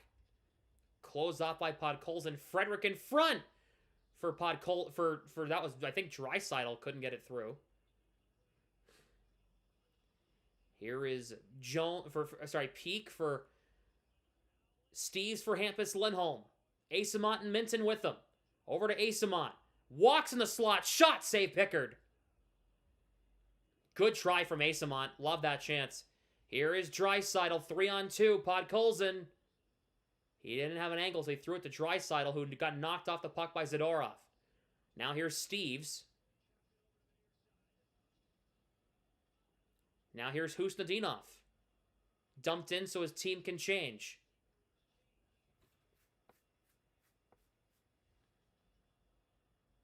McDavid dumps in for the Oilers. Took a weird bounce in front of one of the Garden stanchions. Zadorov got it away. Puck comes back to Bouchard. Edmonton keeps it in. It's Nugent-Hopkins. Here is Bouchard. Shot from Ekholm is blocked. Hyman. Bouchard's right in front. Could not. He shoots. Save. Rebound. They get it away. Back out in front. Middlestat gets it ahead for Zacha. Here comes Zacha, who has the goal tonight. He was forced to work it back in deep as he didn't have an angle to go anywhere. McAvoy gave it away. Zach Hyman gets it in the neutral zone. He'll dump it in. Oh my goodness. McAvoy gave it right to him. And now here's Swayman, who leaves it for Lohrei. Lohrei in trouble here.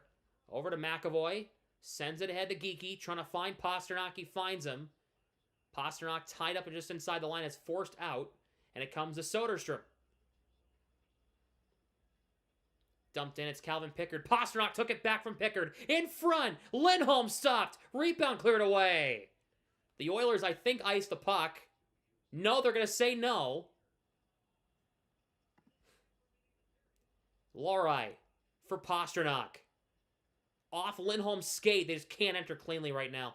Geeky back over to Soderstrom. They enter. Throws it on net. Stopped. Rebound Pasternak. And it's turned over by Pasternak. Janmark. A cross-ice pass gets broken up.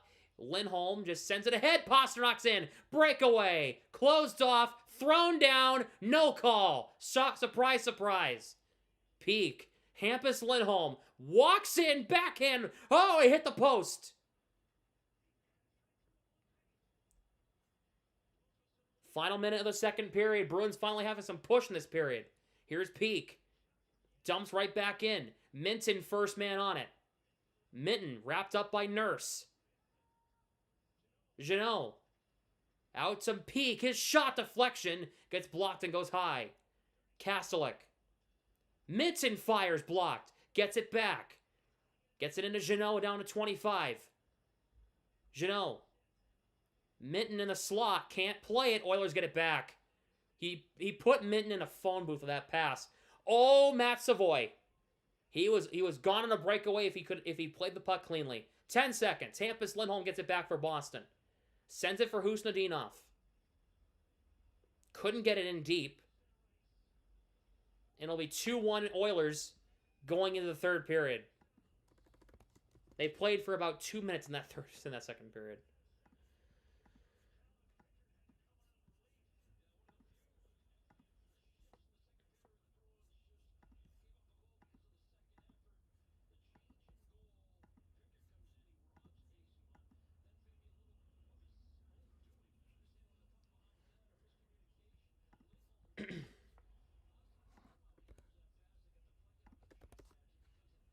Ugh. Pasta looks upset because they didn't get that call. That's why he's upset. I'd be upset too. I'd be pissed too if they didn't call that. I'd be screaming. I mean, that's blatant interference in my opinion.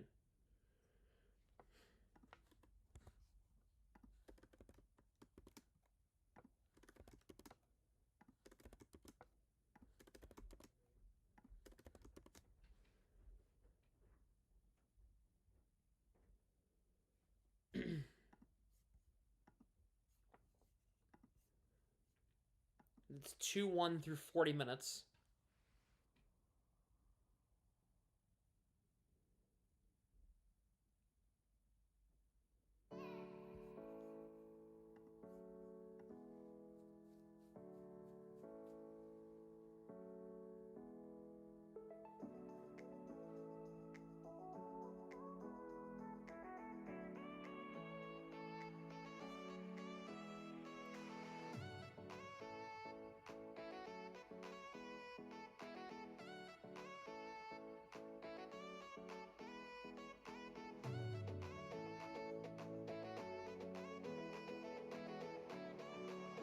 Cubs not getting any calls this year. I know.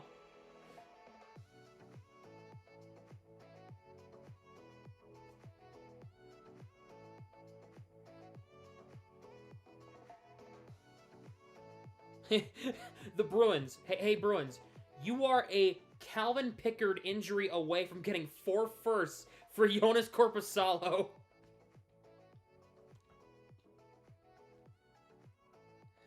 Oh.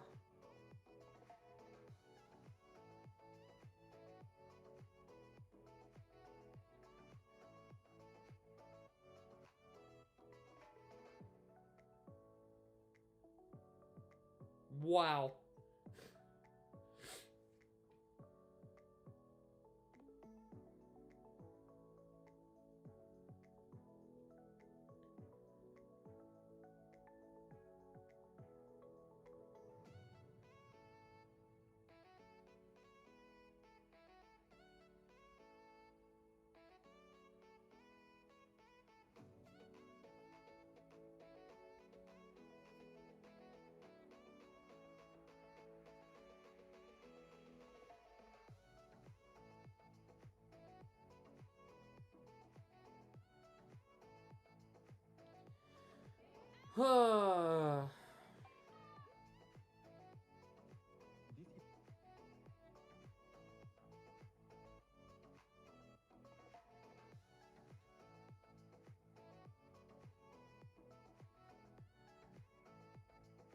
Make sure if you have not yet, hit the like button and subscribe to the channel.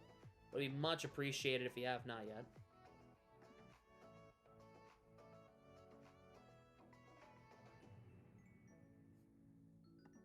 Trade Corby for a bag of rocks. Damn. Donations are open. Would be much appreciated. Pin comment in the live chat or the first link in the description. Or you can hit that dollar bill sign in the live chat as the super chat button. Would be much appreciated. And it pops up on screen, and it will...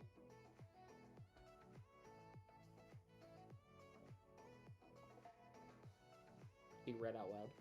The Leafs losing? Yes, they're losing 2-0 going into the third period against the Caps.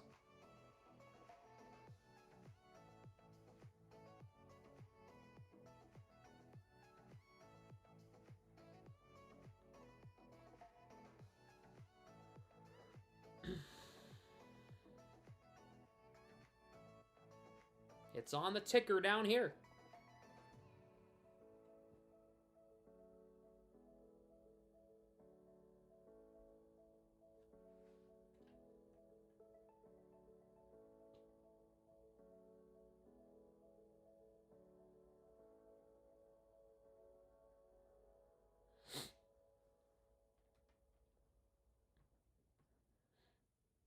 And went to the goalie goal in the AHL a few days ago. Oh yeah, Laurent Brossoit. Yeah, I saw that.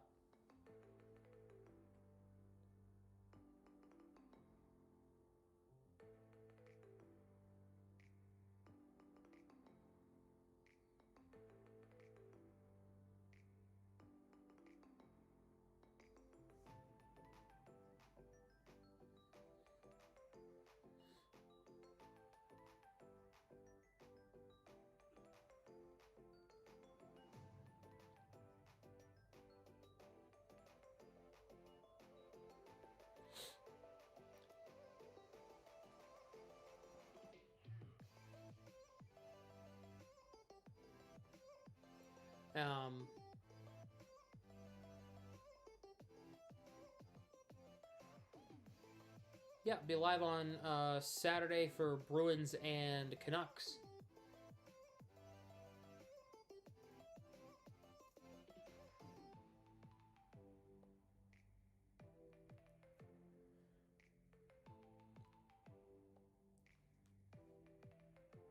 The 2027 American League All-Star Classic is going. The American Hockey League All-Star Classic is going to the Rocket Arena in Cleveland, Ohio.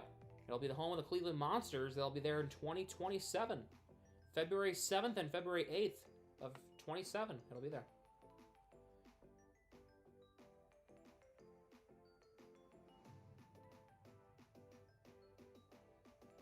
Do you think Geeky makes Team Canada?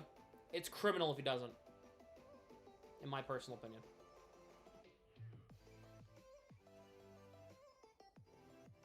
If you want my opinion on that.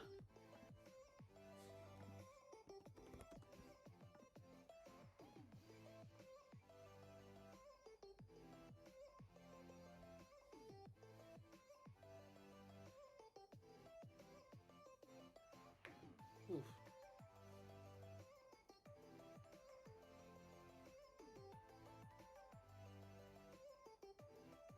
Bruins out shooting the Oilers 16-15.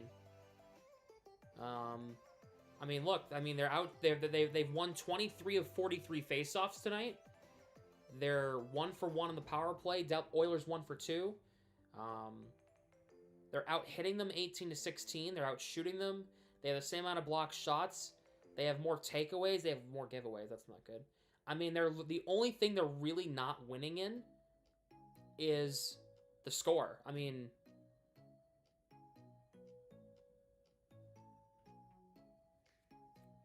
if the Bruins can get a point out of this game, that's huge. That's huge. At least a point. I would love to get 2 points and get a win, right? But if you...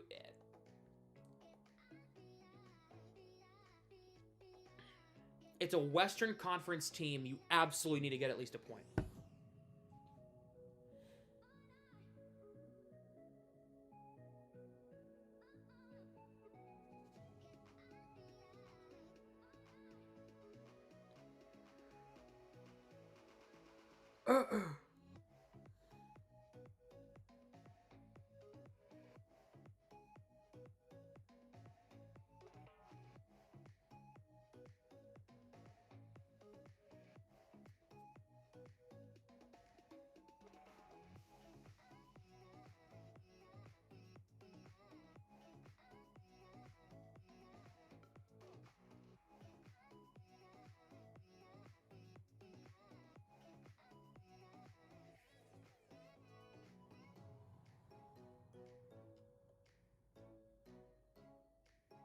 Let's see. I'm looking at the injury. I'm not seeing much.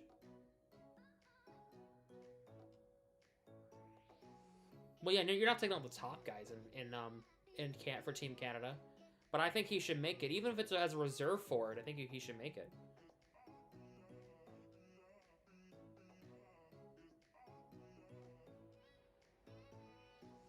How's the Rams Seahawks game going? 7-3 Seattle. Well,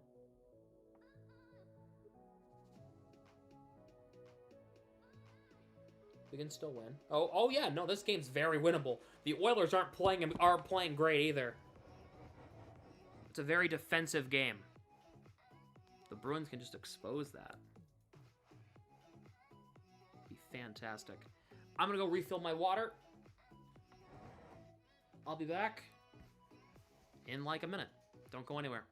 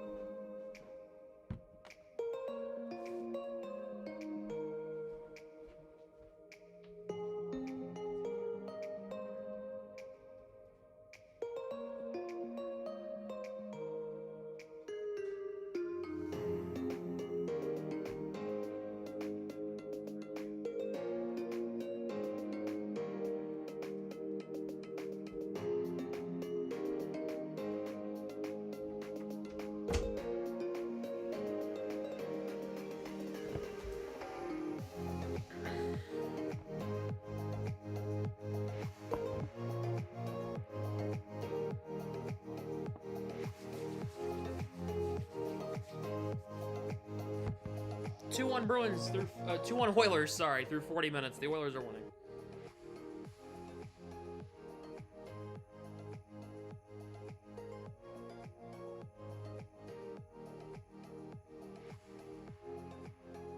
Third period coming up in a minute. A couple minutes here.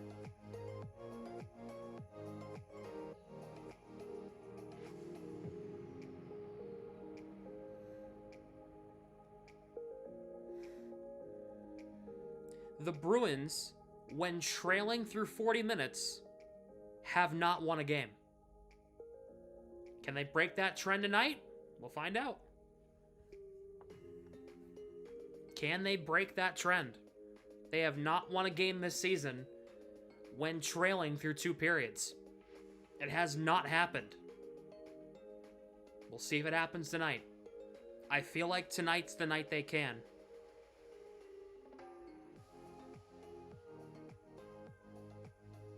Break that trend if you want to be a playoff team. Yep. Want to be legit? You got to win games when you're down.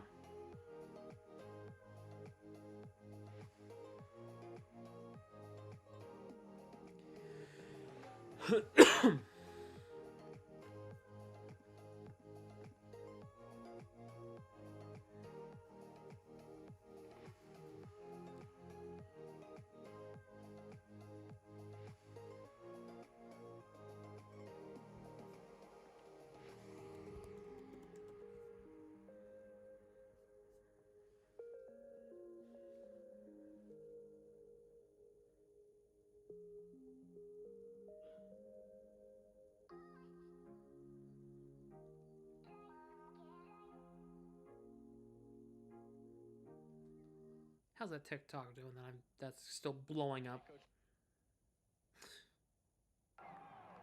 It's up to 1,700 likes on TikTok. Ugh.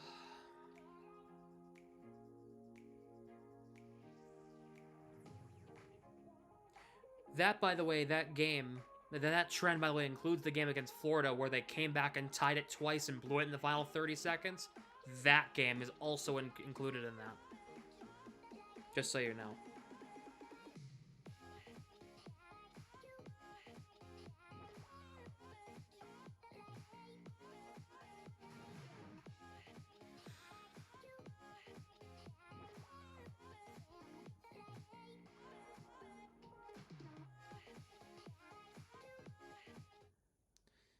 All right, third period of Bruins coverage is brought to you by Black and Gold Productions, episode 407 of the podcast. I believe is what the number is. I'll double check.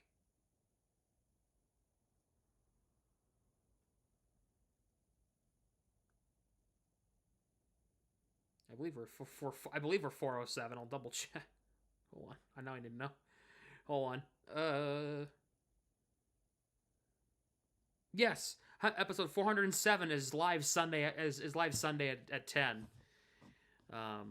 Over on the Black and Gold Productions YouTube channel. We'll be joined by Eamon McLean, Tom Calliotti, and Neil Simmons.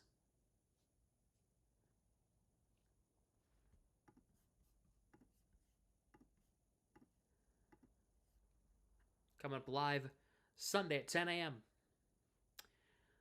Do you see that the Fleet are still undefeated? Yes, they are still undefeated, and they're a really good team. Aaron Frankel, their goalie? Oh, baby.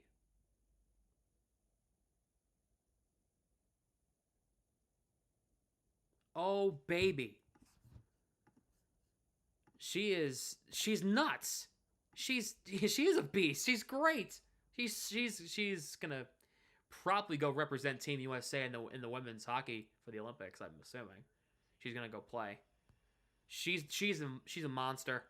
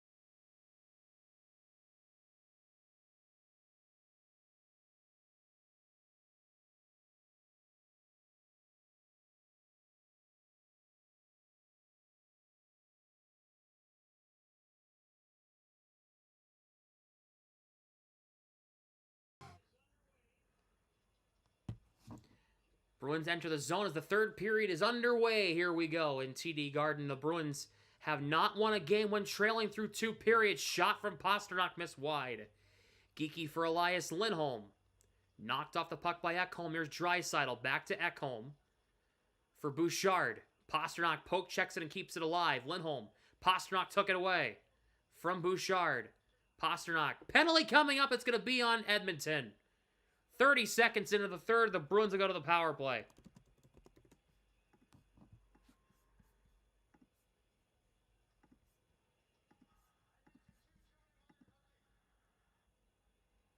It's going to be on Bouchard.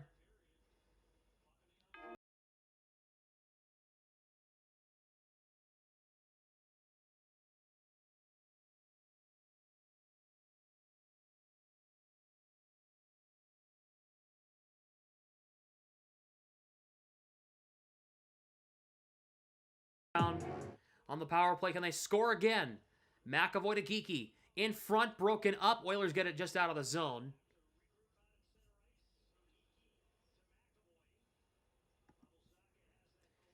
Here is Zacha for Elias Lindholm. It was on this entry that they're about to do right here that got him their goal. Pasternak across in front. Zacha couldn't put it home. Puck popped up. Puck comes to Zacha. Move, trying to get it to Lindholm, and he could not. The Oilers clear. And Swayman will leave it for McAvoy. So Bouchard got called for hooking. Zacha over to Geeky. McAvoy in the far point. Pasternak on the near side. McAvoy, one-timer, blocked, rebound in front. Geeky's got it. Trying to find Pasternak. It's cleared to the line. McAvoy keeps it in. Pasternak, right circle. In front, bank tap. Pickard got a piece of the glove. That was going to go in. Nugent-Hopkins trying to send it ahead. McDavid on a breakaway. In alone. Scores. Shorthanded goal for the best hockey player of the 21st century. And it's not close. It's 3-1 Edmonton.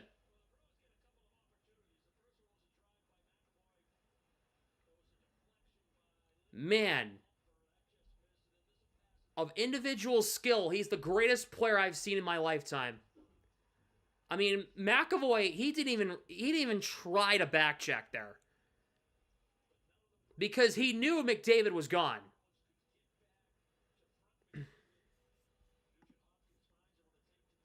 McDavid's insane. He's so good.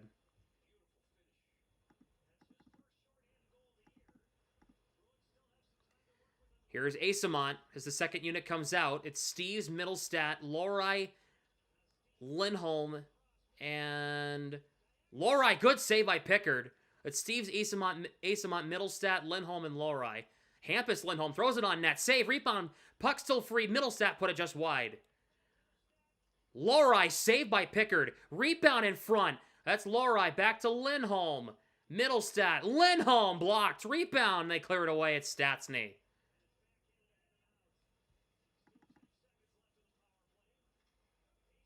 Asamont, quick re-entry.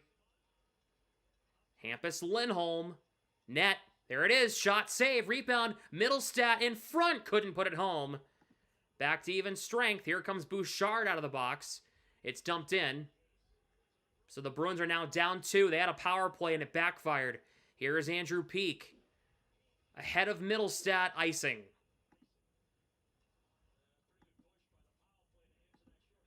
If they got a goal back real quick, that'd have been huge.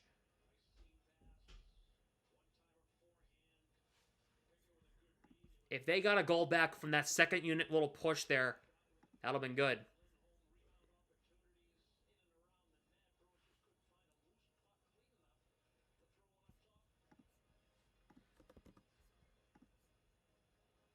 McDavid's 21st.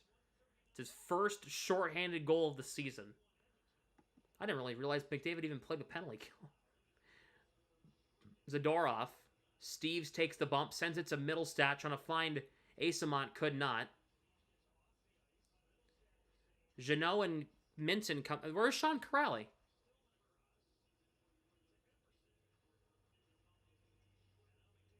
Here is McDavid with some speed. He's around everybody to the net. Did he score? No, it went wide. Here is Zadorov for Minton. He'll flip it in the zone. Stillman plays it along. Kastelik took it right off his stick. Stillman got it back. Jeannot ties him up behind the net. Puck comes to Minton. In front for Jeannot. He couldn't play the pass. It got broken up in front by Stillman.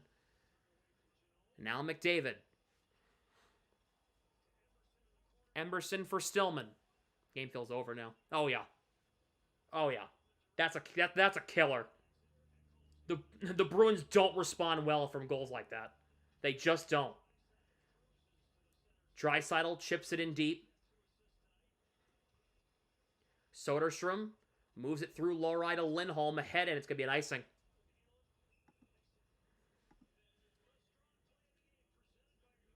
This is just, this is, I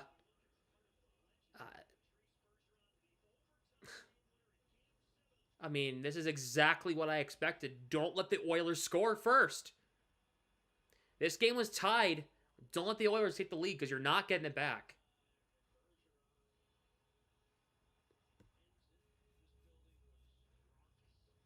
Oh, 12-0. When losing going into the third period. This team does not know how to come back when it matters. Geekie drops it for Lowry. Geekie threw it right to Draisaitl. Draisaitl drops it. Here is Matt Savoy in front. Jones, backhand, Swayman glove save. Jesus, Geekie. Holy.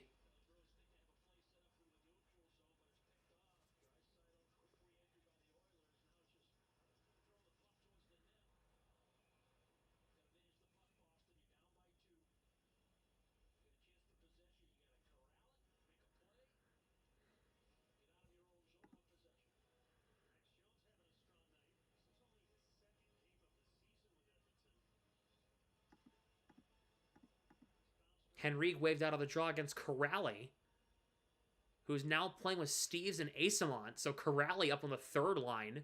Minton on the fourth line. Corrali waved out now.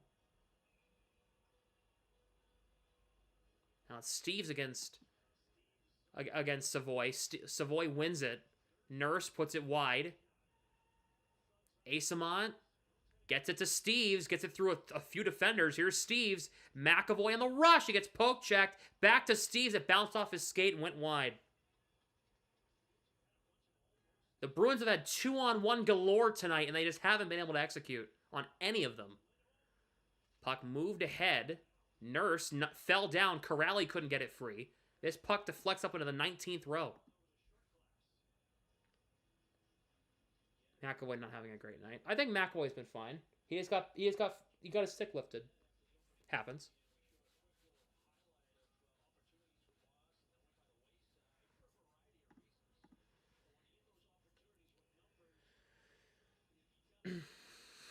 I kind of want to see McAvoy shoot that puck in time, but, you know. He had the puck for, what, 0.2 seconds? So the Bruins have had more scoring chances than the Oilers. That's the sad part.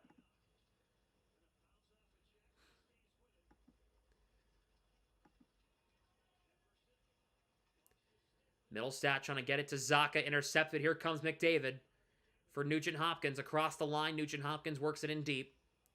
Hyman, Middlestat going to tie him up. Zadorov takes it away. He goes down. Zacha for Peak.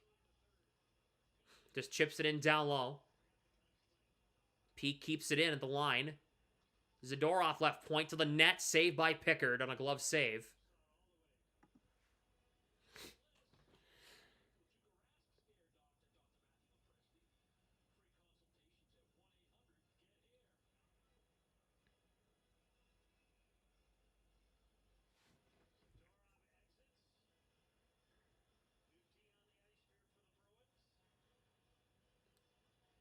It's going to be Geekie, Lindholm, Pasternak with Lindholm and McAvoy. Elias Lindholm on the draw against Draisaitl. One back. Pasternak shot blocked. Rebound. Geeky got knocked down in front. McAvoy pinched too hard, and now it's Trent Frederick in down low. Draisaitl in front, and Lindholm poke check to Geeky, sends it in for Pasternak. Pasternak over, couldn't get it to Lindholm cleanly.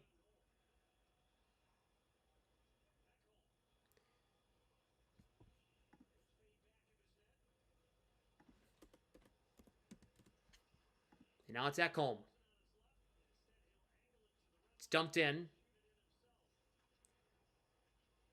Hampus Lindholm past David Pasternak. This will not be icing as the Oilers didn't turn to play the puck. Pasternak goes down. Ekholm sends it ahead for Hyman. Lohrei knocks him down. Oh, they whistled it down. Lohrei shows any bit of physicality, and it's a cross-check. And Lohrei said, that's enough, he said. Lohrei said, that's enough.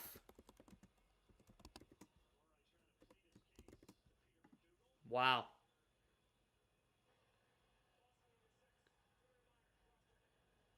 I mean, yeah. I mean, we'll call. I don't think that's a bad call. I don't.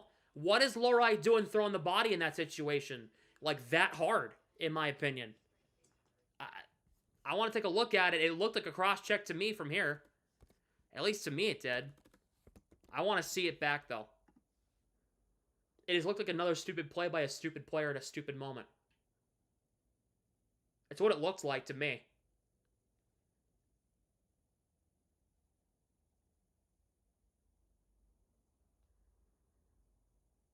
I'll see, though. When I saw it live, it looked like it was a cross-check.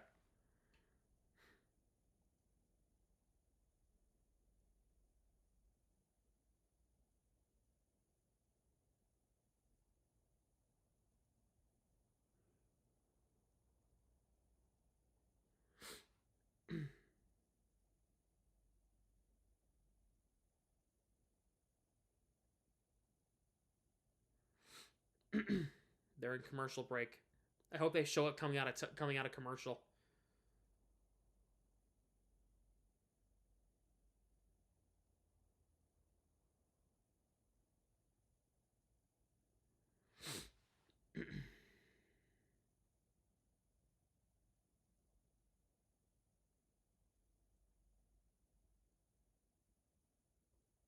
Yeah, right. Exotic, yeah. Corrali, 2 short ankles.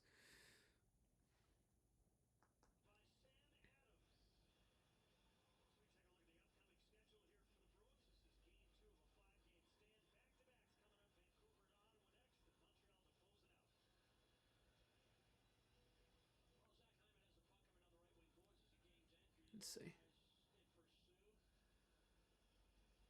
He cross-checked him, but it's not enough to call a penalty. All right. Okay. Now that I see it, I don't like that call. It is a cross-check, but it's not. That's not a penalty you call. That's just a check. A cross-check that you don't call. Like there's like a level. You don't call that. Here is Nugent Hopkins for McDavid. Nugent Hopkins. He shoots and he misses high. I don't really like that call there. When I saw it live, I was like, yeah, it's a cross-check, but I saw it and no. No. I'm gonna say no on that. Kastelik against McDavid. McDavid waved out. It'll be Draisaitl against Kastelik. Kastelik wins it. Zadorov up the boards and out and all the way down. Now here's McDavid.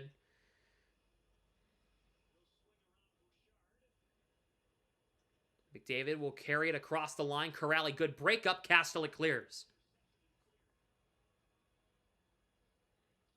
Minute 30 to go on the Lohrei cross-checking penalty. The Bruins are playing the worst team in the league on Saturday, the Vancouver Canucks. Or at least they're down there in the toilet somewhere. McAvoy can't get it out. McDavid holds it in. Bouchard. McDavid left point. Back to Bouchard. Pretty stationary for the Oilers right now. Not a lot of movement. Nugent Hopkins. Back to McDavid, left circle. Bouchard out top. Fires, saves Swayman. He got the blocker on it. Jeannot takes it and clears.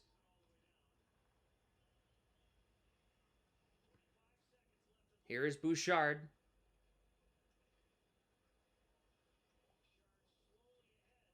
Drops it for McDavid. They only throw out one unit the entire power play. Good take by Corrali. Corrali will just skate back and possess here. He threw it away. Nugent Hopkins, he tried to clear it up ahead, and he threw it right to Nugent Hopkins. Oh my God, Corrali, jeez. Peak. Plays it around. Puck comes to Husnudinov. And Nugent Hopkins takes it back for Edmonton. Here's Nurse. Draisaitl. In front. Saved by Swayman.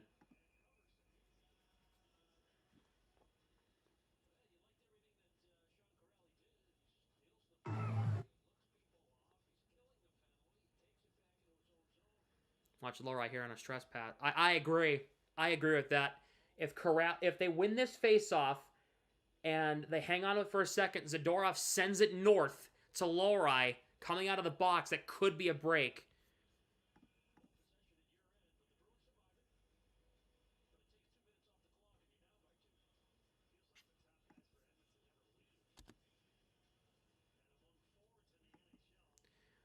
Lindholm wins the draw. Here comes McAvoy. Out of the box is Lori. Pasternak for Zadorov. They're not going to do the stretch pass, but Lori gets the feed from Zadorov. Backhands it in deep, so he'll go and get a change. Back to 5-on-5. Zadorov for Morgan Geekie. Couldn't get it away. It's Mangiapane who took it away, but McAvoy got it back for Boston. Sends it to Pasternak. 4-on-3 here. McAvoy enters. Geekie far circle. Drops it Zadorov. And he just went past Lindholm. Lindholm across. Pasternak. Zadorov fires. Save. Rebound. Puck still free and Pickard has it.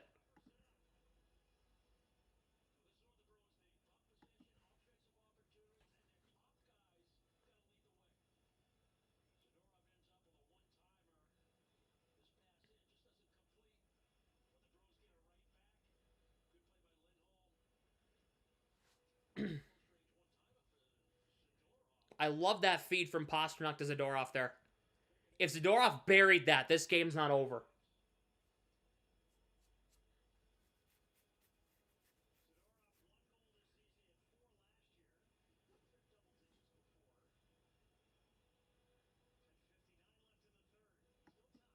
Minton on the draw here. Minton with Husnudinov and Pasternak. This puck's lifted out of the zone. McAvoy through Pasternak. Draisaitl took it away. Stillman for Emberson. Minton, nice hit on Emberson. Wow, all right, Minton. Nice job finishing his check. Pasternak for Hampus Lindholm. Lindholm walks right in, fires a shot, gets blocked, and it goes out of play.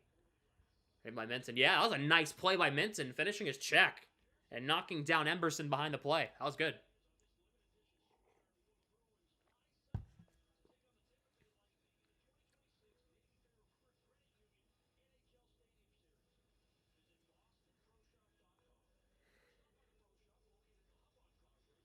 Minton against Draisaitl on the faceoff.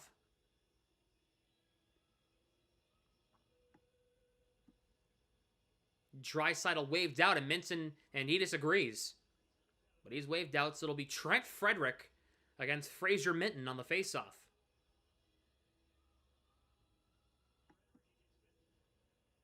Tie up, Bruins win it.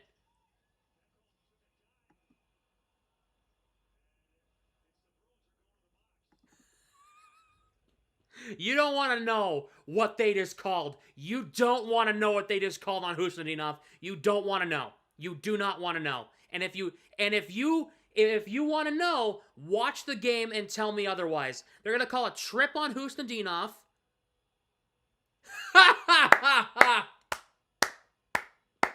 Go join the swim team because you know how to dive, Matthias. Go join the Swedish diving team. That's unbelievable. Wow. Ho, ho, ho, ho, ho. Woo! Thanks a lot, Zebras. Oh boy. That's a standard. So Bruins, make sure when you take a penalty, make sure when you have possession, when there's a stick nearby, make sure you just fall. It's all right. They'll call it.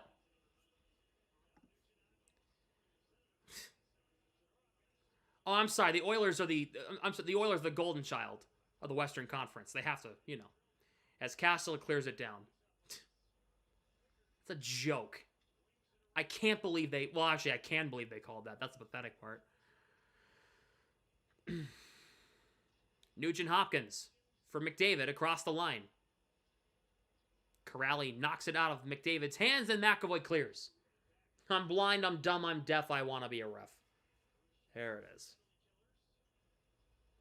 Husnudinov for tripping. My ass. Nugent Hopkins.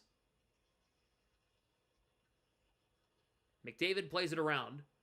Draisaitl for Hyman. Out to the line. Here's Bouchard for Nugent Hopkins. Over to McDavid. Bouchard. Draisaitl. Swayman, the kick save. Wow, what a stop. And he hangs on. Great save by Swayman on Draisaitl. Wow. No, the Oilers are the San Francisco 49ers of the NHL. Unfortunately. Can't win the big one. Great save by Swayman on Draisaitl. I kind of downplayed how good of a save that was. Wow.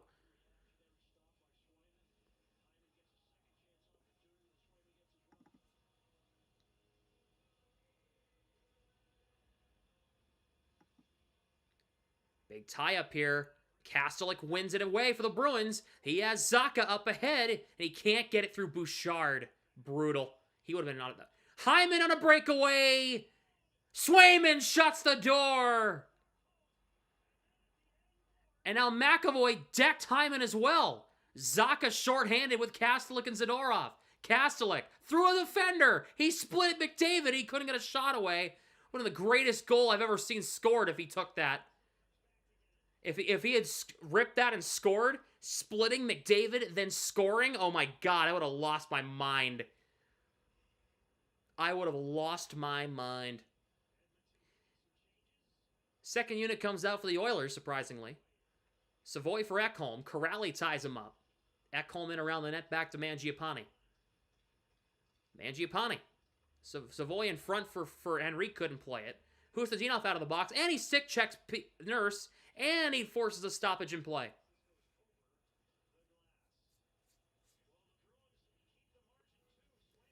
Oy vey. Stop taking penalties. I know they're bad calls, but keep the sticks away from them.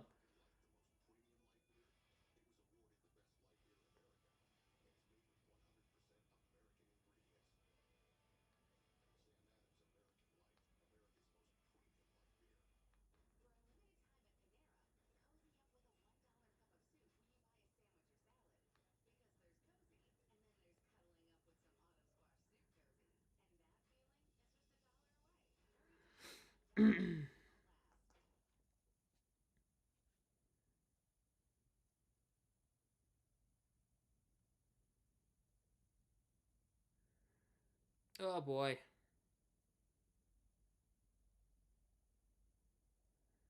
Excuse me.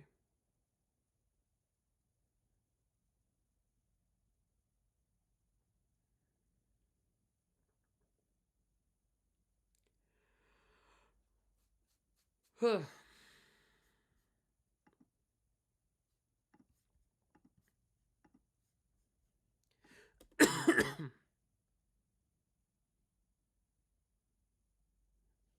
Making sure the ticker is updated for you guys.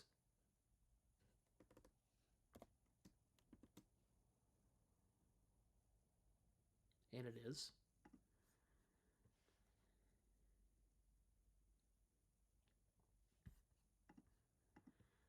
All right, out of the break. Come on, Bruins. You need a net one here.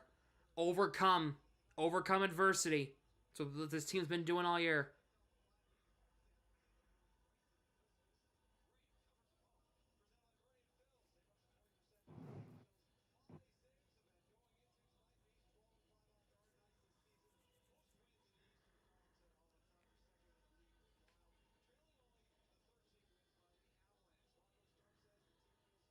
How's it going, Sam? Doing all right. How are you? Besides the fact that my team's losing, I'm doing all right. Face-off is won by the Bruins off the face-off. McAvoy for David Pastrnak. Hampus Lindholm dumps in. Goes past Pickard. Nurse for Stastny. Played around. Pastrnak takes it away. Pastrnak looking. Doesn't have a lot of options. Tried to bank it out in front. He could not get it off Jarianin. Pastrnak gets the return from Lindholm. Pastrnak trying to throw it off Elias Lindholm's skate. Could not. Hampus to it's Lindholm to Lindholm. Pastrnak forces his way through 3 Oilers defenders, and he couldn't find Geekie on the feed. Janmark lost his stick. Elias Lindholm enters for Pastrnak. Across, Geekie gets the feed. In front!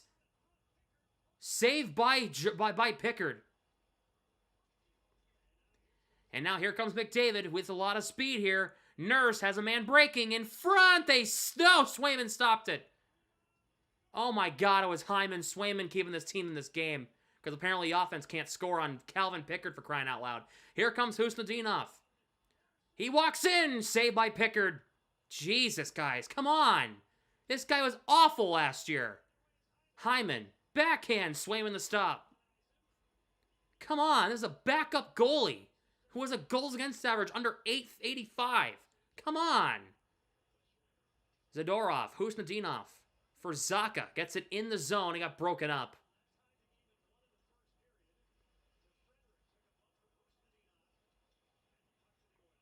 Emberson for Stillman. Puck deflects in. Soderstrom against Frederick. Soderstrom gets it ahead. Lohrei gave it right to Frederick, and they hit the post, and it stays out somehow. Lohrei gave the puck right to Trent Frederick in front of the net. He thought he was still on the Bruins.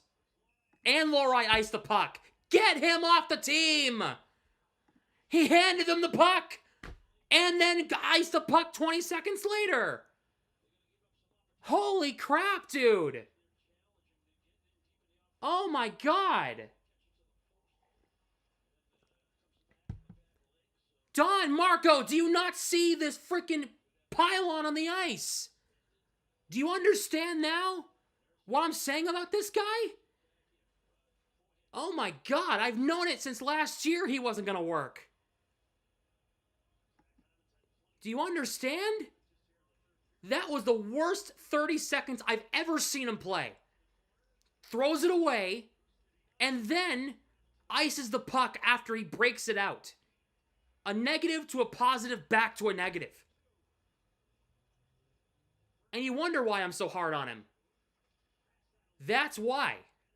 Minton ahead for Jeannot, trying to poke it ahead. He couldn't get it in the zone cleanly. Max Jones, tied up by McAvoy. Hampus Lindholm, back to McAvoy. 5:40 to go in the game. I don't want to see Lohrei again tonight. Here's Minton. He's through. Penalty on Edmonton coming up. Wow! Holy crap, they call a penalty on the Oilers. Holy. Whoa.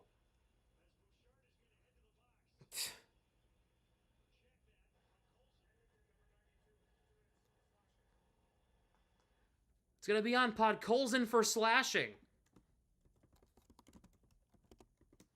Wow.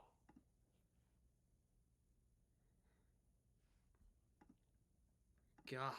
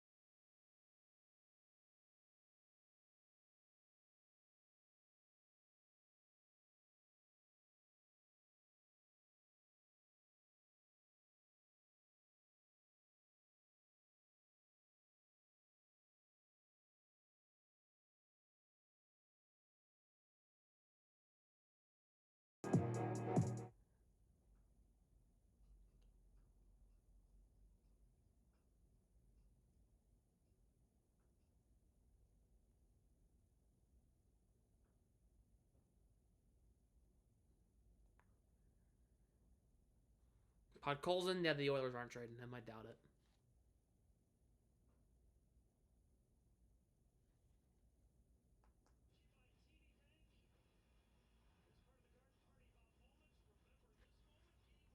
Absolute must score here. Oh, yeah, you don't say. This is a huge power play at this juncture in the game.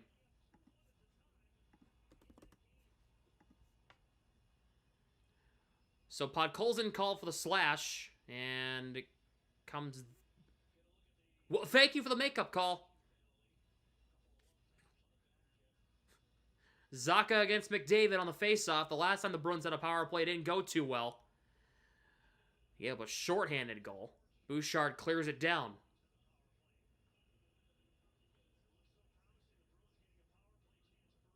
McAvoy drops it for Elias Lindholm.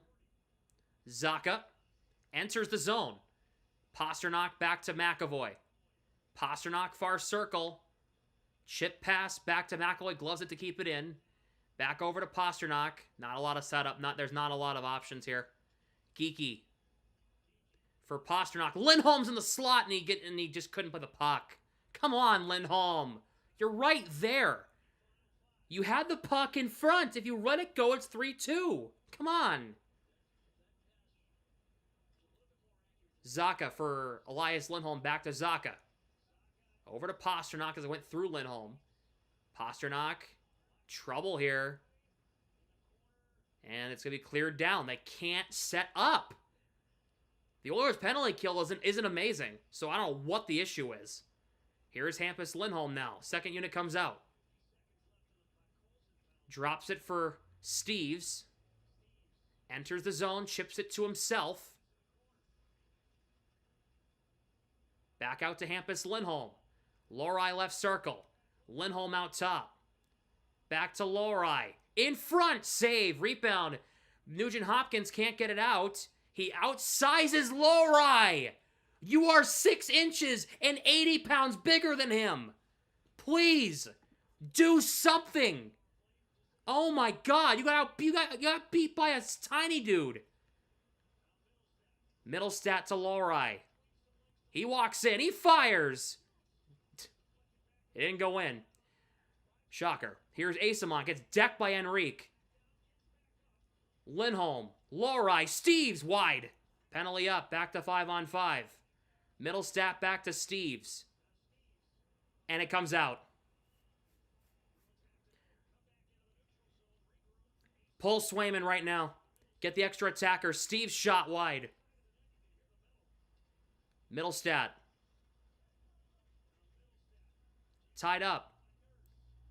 And he gave it right to Henrique. Podkolzin trying to get it in. Zadorov, puck comes to Minton. Bruins enter the zone. It's Jeannot in deep. Minton, 2:50 left. The Bruins are down 2. They're wasting time here. Peak. In past Minton down low. Couldn't play the pass. Peak pinches against Frederick. Keeps it in. It's Jeannot. Kastelik. Into Minton down low. Minton. Trying to find Jeannot in front. Couldn't. Minton gets it back. Minton in front. Still free. It's cleared away. Now it's Zadorov at 2:25. He gave it to Trent Frederick. Don't let him score. And Zadorov took it back.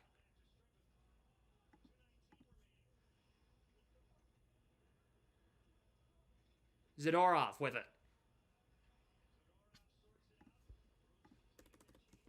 Two minutes to go. They're down 2. They're going to exit, so they've pulled the goalie. Bruins need 2. McAvoy's shot. Kick saved by Pickard. He doesn't have his stick right now, and now he does. Here is Pasternak. Hampus Lindholm. Charlie McAvoy. That was awful. Bruins dump in again. McDavid plays it around for Nugent Hopkins. McAvoy pinches. The Bruins can't hold it in, but the Oilers don't get possession. Now they do. Now, here is Zach Hyman. Empty net. Lindholm the block. Now it's McAvoy. Sends it to Zacha. They're not scoring 1, let alone 2. I'd be shocked if they even get 1 the way they're playing right now. Lohrei steps up. Geeky fires, blocked.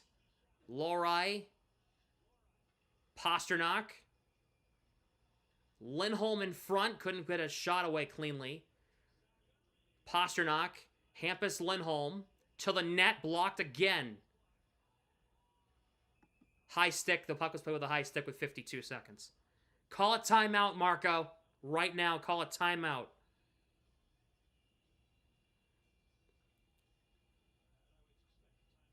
Timeout.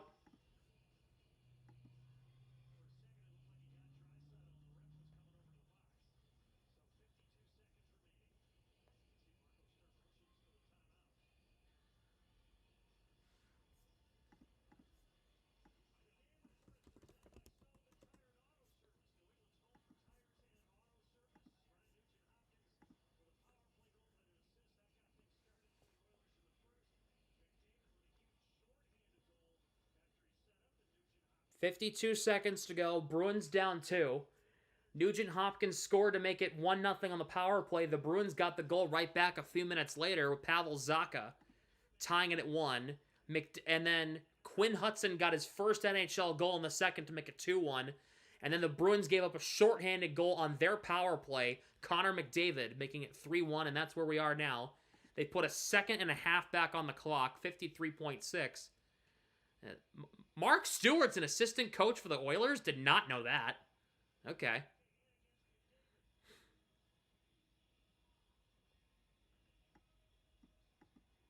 Zacha wins it against McDavid. Pasternak from just inside the line, saved by Pickard. McAvoy gloves it down to keep it in. Pasternak trying to dig it free. McDavid took it right off, and then Lindholm took a penalty. That's it. It's going to be Elias Lindholm. It's going to be a hook. He spun him. He spun him behind. And on the entire team is coming over, and Geeky is not happy. Elias Lindholm, I can read lips. He just said F you.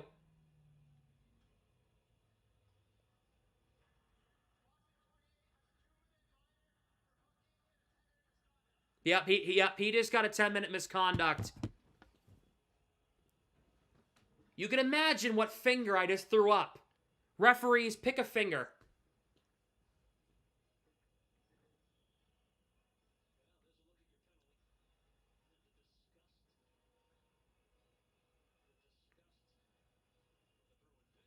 I cannot believe this. Jesus Christ.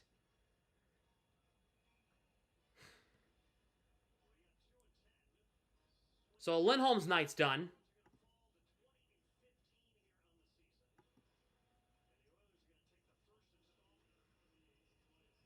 Yeah, just kill the 30 seconds. This game's over.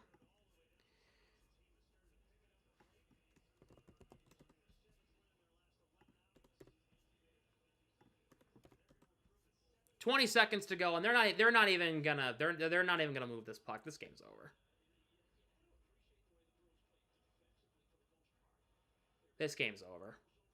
Oilers win 3-1. They will.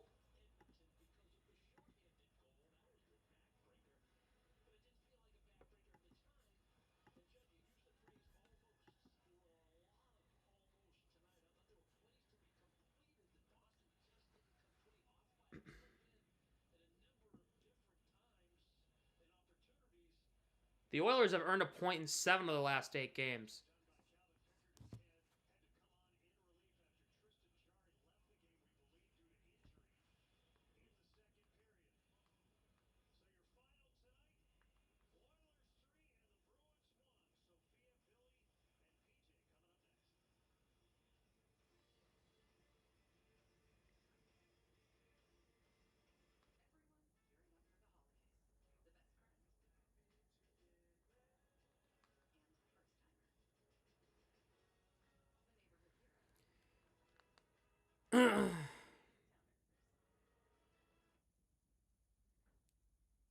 Good Lord.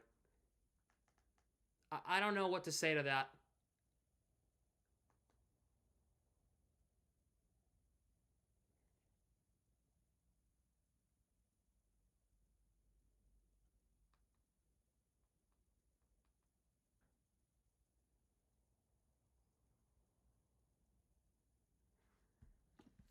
I don't know what to say to that.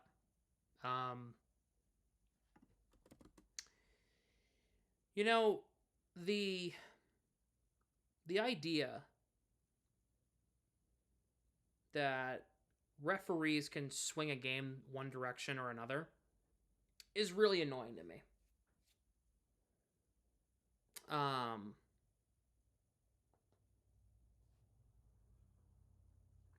I want to launch an investigation. I am asking the NHL. I know you know who I am.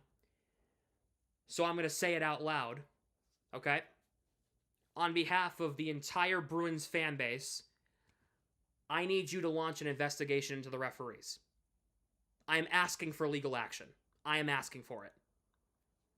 Unbelievable. You cannot defend that. You can't defend that. Every single penalty that the Bruins were called for tonight were not penalties. And I've watched hockey longer than some of you have been alive. Which is scary.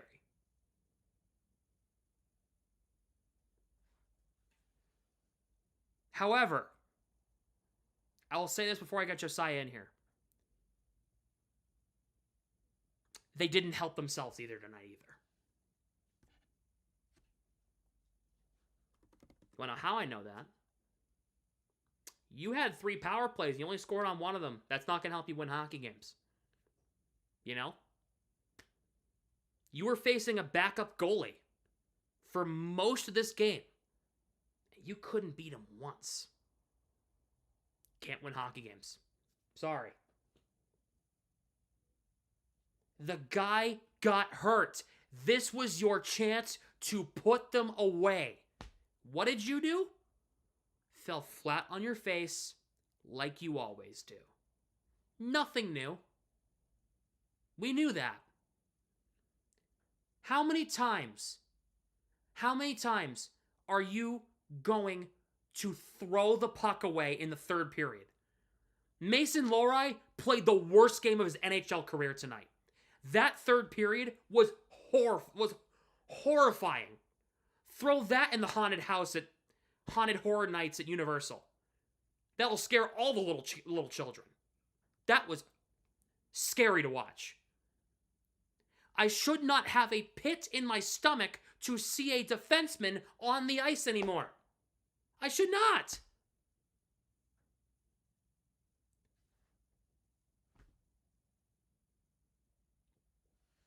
Lohrei being out there is putting your ass in the jackpot. You're in trouble. He's a liability out there. And it's unbelievable. Swayman was fantastic tonight. That's the most pathetic part about this whole thing. Swayman was so good tonight, you have no idea. He was, if you were just listening to me and you weren't actually watching the game, Swayman was so good tonight, it's not even funny. The team in front of him was not.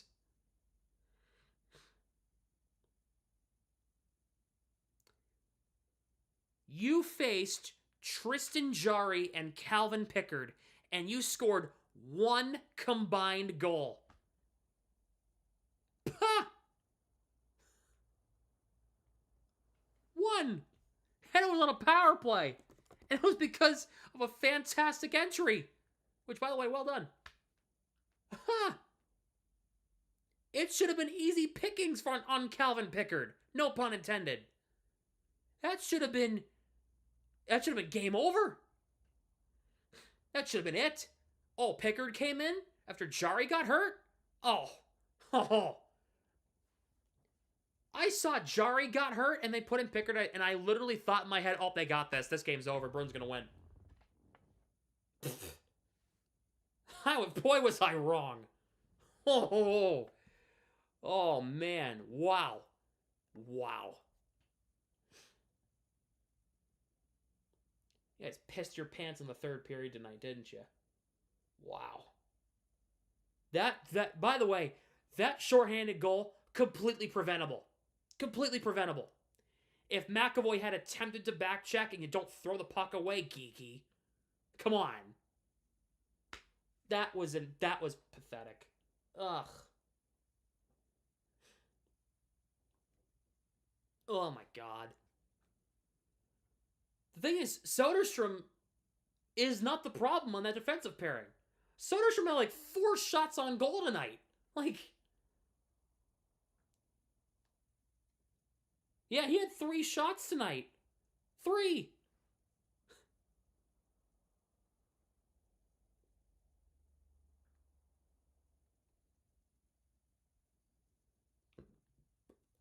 That part, people are going to still blame Swayman.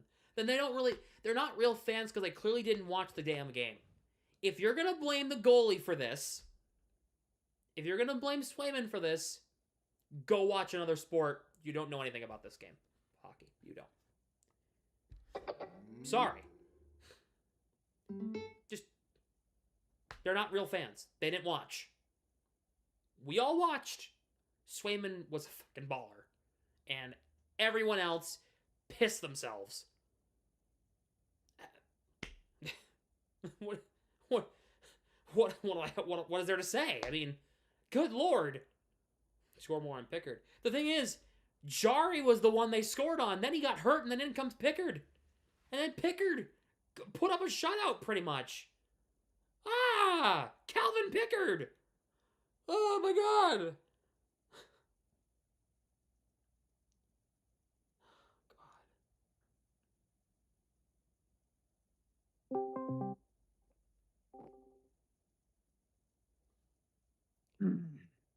Josiah is here. I don't know if I've been more conflicted on who to blame in a while. Oh boy. I have a fucking list to go over. Oh no. What the fuck, man? Like, all right, buckle your seatbelts because we got a lot of things to talk about. Number one, I don't know if it's like this funny joke between every official in every sport in existence to screw over a Boston/New England team. Looking at you, Bills game. But I feel like it's their purpose to make me sad because all they did tonight was ignore blatant penalties today against the Bruins. Pastrnak getting taken down on a breakaway, little hooks and jabs that were happening all night, and then these soft ass calls. Like if it was only 1 or 2, that's one thing, but it was the whole night. There's these little taps on the gloves or taps on the sticks or a light shove from the back and he goes falling over like his head got blown off by doing their jobs. If they're just going to call anything and everything except when it actually matters. That's my main argument here, is that obviously we have a lot to talk about Bruins and Oilers side, but the officiating can't be this bad. You can't blame the team on losing because of the officiating, because they have to take responsibility for this. But Right. You are not getting any help whatsoever if you're purposely getting screwed over 9 times out of 10 when it comes to any sort of call. So I don't know where that was coming from. I already see. I've been scrolling through Twitter a little bit. I'm already seeing people mentioning like, "Oh, Swayman didn't have." Shut up. Swayman was fine. He had a great game. He had no defense in front of him. How Mason Lohrei is still an NHLer is beyond me. Because God, I feel like I can defend better than him. I've been playing hockey for 2 fucking days, so I don't understand what the point is having him up here when you have talent down in the AHL and you're not bringing them up, and you keep Lohrei on this team who is constantly a hazard. All he's doing is making your team worse. And as you said before, Sam, you feel like you get a pit in your stomach every time he gets on the ice because you feel like something bad's going to happen, because 90% of the time it does. So that's my problem with that. Oh my god. One more thing I'll go over and then I'll let you talk. Last thing I'm going to mention, and you already kind of talked about it a little bit, Calvin Pickard this season has a .851 save percentage, and on average lets in 4 goals or more per game. No. You couldn't score once. Not once. You couldn't score on this guy for the majority of a hockey game. This guy sucks. He's worse than Korpisalo by a mile. This is your backup goalie. You scored on Tristan Jarry, and you can't score on Calvin Pickard, who in the last 5 games You ready for this stat? Oh boy. It almost feels insane. In the last 5 games he has played, he has given up 19 goals in 5 games. And you can't score on him. Oh, I hate it. Wow. Whew. Oh boy. Oh buddy.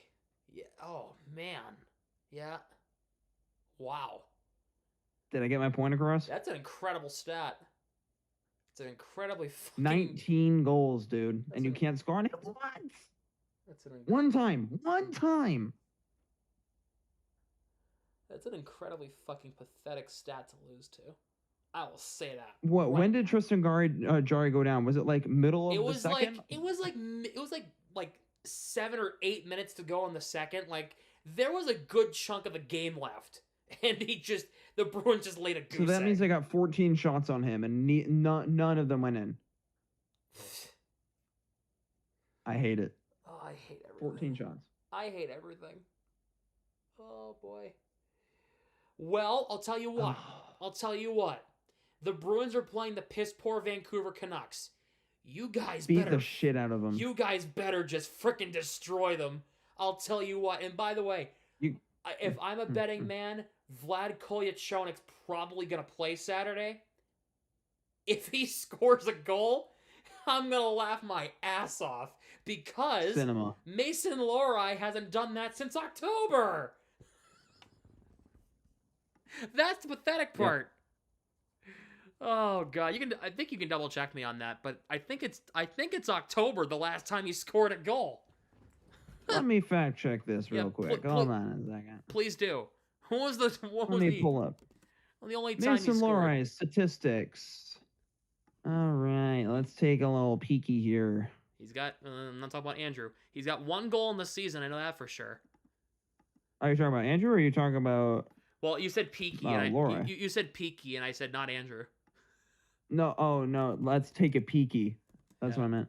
Yeah. Oh, I know. Okay, Mason Lohrei got, and I remember this goal. This was November 15th at Montreal, but that was a deflection. That doesn't count. He got like the last touch. I remember that for a fact. So his last real goal was October 23rd against Anaheim,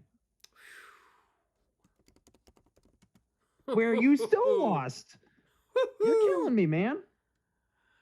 Oh, I forgot about the Canadiens game, the Canadiens goal, and the Ducks goal. Why? I didn't call either of those games. You're telling me I have not called the Mason Lohrei goal this year? Oh boy. That doesn't shock me. No, it doesn't. It really doesn't. Doesn't shock me either. Yeah, I just looked back at the edge visualizer for that one against the Canadiens.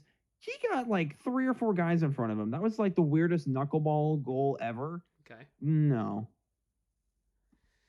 If you don't beat the Canucks by more than 3, you're doing something wrong. No, more than 2. I would as long as it's not a 1-goal game, I don't really care. Well, you should beat them by 3. Like if it should be like 5-2. Yeah, that's honestly fine. Like that's my prediction, 5-2. You gotta. I mean, they're so bad. I'm gonna pull up the goal visualizer for tonight because I kind of want to point out something. I want to get my point across.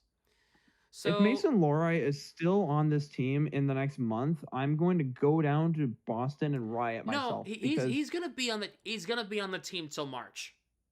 That's the end of that. They're gonna if the Bruins move him, it's gonna be this year and it's gonna be at the deadline.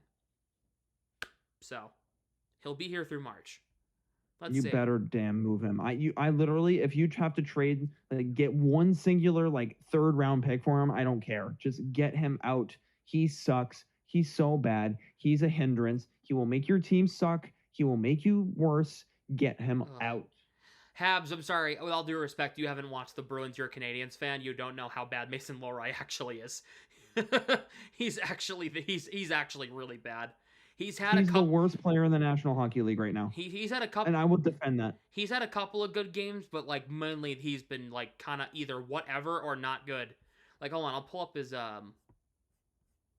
Put it this way: Mason Lohrei has played 29 games, all but like a few because he got Really? benched because he should have been benched longer. He's played 29 games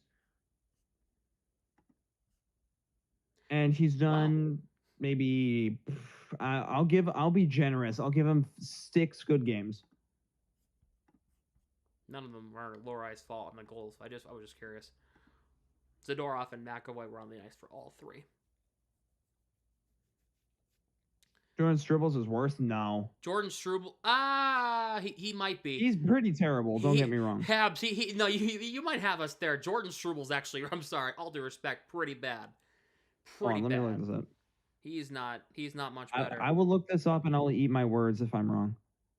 Jordan Stribble, how many games has he played this year? This is ESPN. I want NHL. All right, here we go.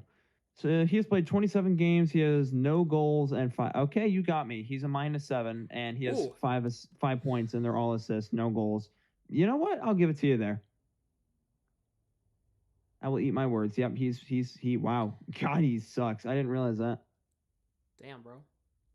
Watch Struble play many times. He gives the puck away, cost turnovers, plenty of games that costed us many, many games. Well, Lorai has too. So I guess we both have our own pylon, so it's all right. We both have our own liability. We all have our bad defensemen in our lineup. It's all right. And I don't want this to be a shit on Lorai, but like, dude, he deserves it. you are 20. Well, how old are you? How old is Mason Lorai?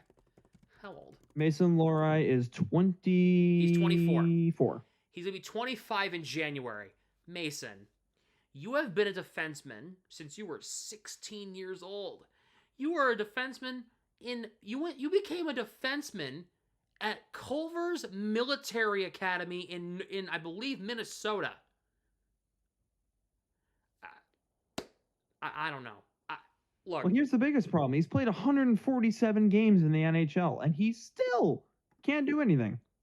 What's his plus minus all time? You don't want to know. I do, his actually. Plus minus of all time is -42. Yeah. -40. Hey, he's +3 this year. I don't know how, but that's why he's in the lineup. Fuck. Yeah, he got fucking. Yeah. But yeah, -42 all time. I'll give you Jaden Struble's all time. He has played 139 games. He's -8. So I'll put it that way.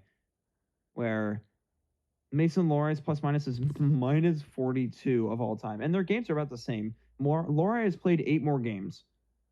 Brutal. But he's a -42. Jordan's a -8. Oh boy. There's a big difference. That's pretty bad. That's pretty bad. Yeah. Because it's gonna be either Lorai or Peak getting moved to the deadline. Realistically, I think it's Peak. In my heart, I want it to be Lorai to get moved, simply because of the plus minus.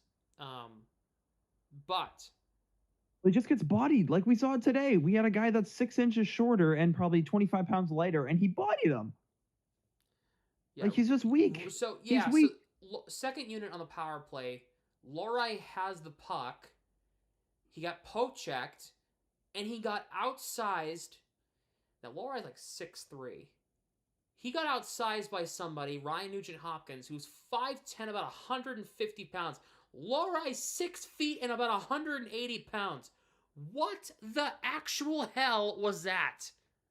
I honestly don't know. I don't know. I'd rather, if the Bruins really wanted to have a lethal power play on the second unit, throw frickin' Nikita Zadorov out there instead of Mason Lorai with Hampus Lindholm. If you're gonna run two defensemen on the second unit, Zadorov and Lindholm should be the 2 people on that unit.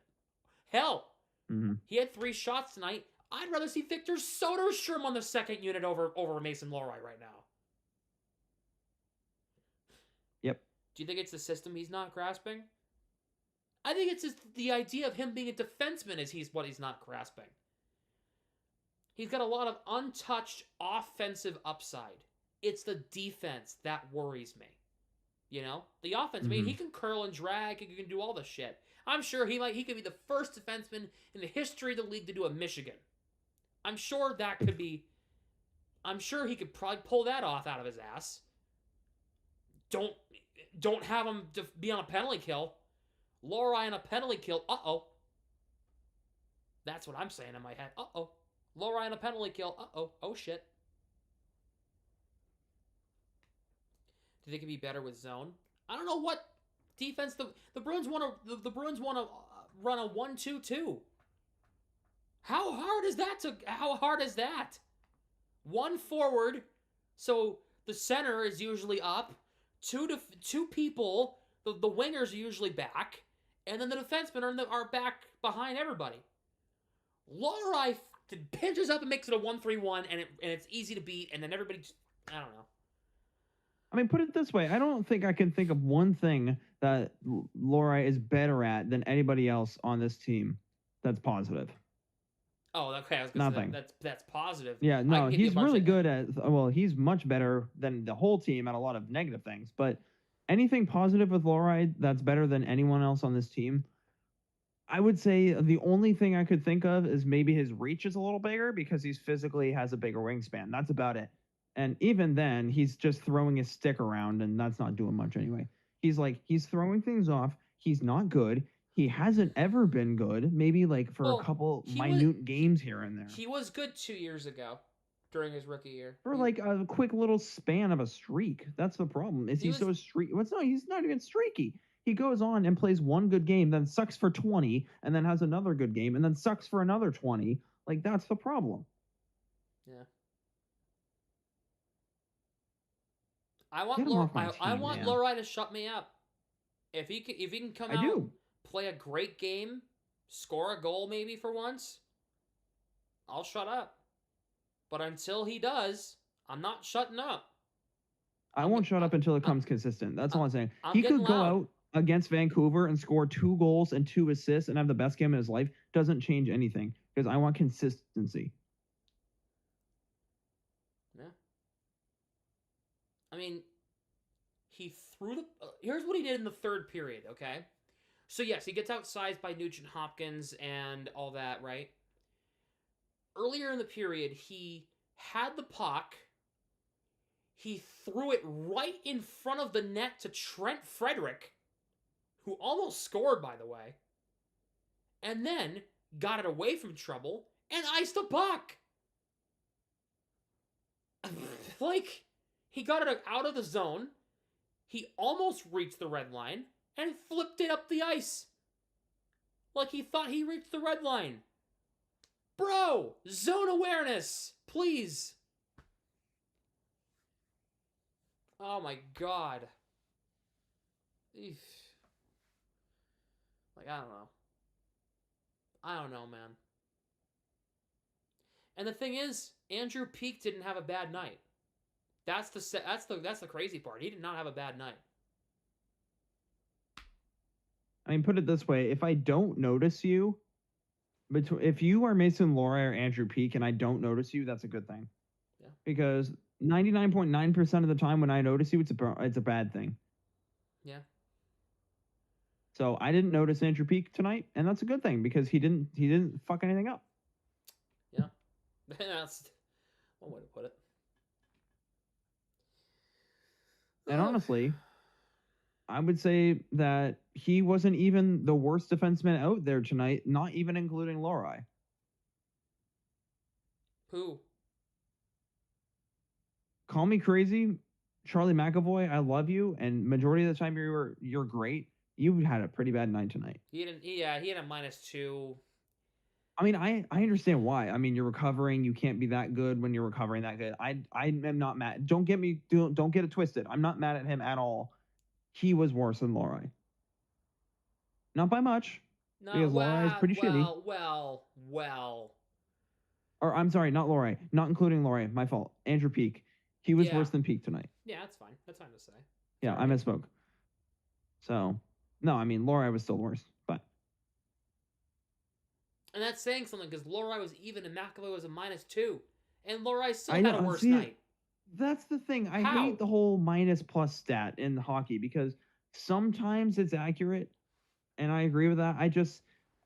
The plus-minus does not represent how the whole game goes. It really doesn't. Okay, hold on. When Mason Lohrei is on the ice.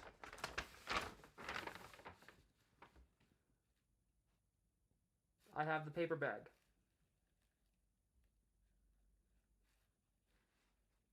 When he's not on the ice. Whoa, everything gets better. Like, I saw him in person on Tuesday. Bro, he had so many freaking mistakes on Tuesday, and I won. That's the sad part. No wonder it went under the radar. He had a couple of really bad turnovers or really bad mistakes on Tuesday. And you know why? It's because you are going against a injured and not so good Mammoth team. Yeah. You are facing a Stanley Cup contending team. Yeah.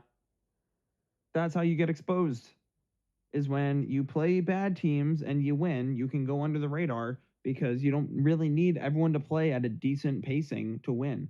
But then you face somebody who you should be beating because the Oilers have been struggling and they lost their freaking primary goalie and you're going against their backup and you still couldn't score.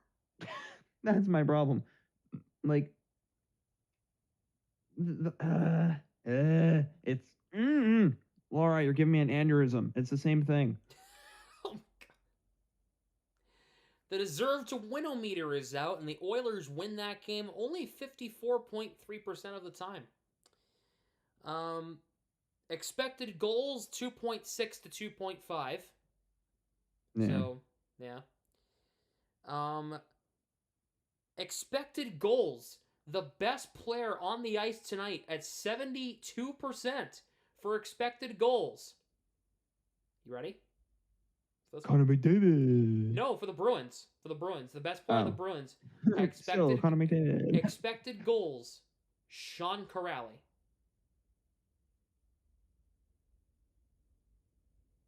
Oh. You read that right. 72%. The best player on expected goals percentage, Sean Corrali. 5-on-5. That makes me want to vomit.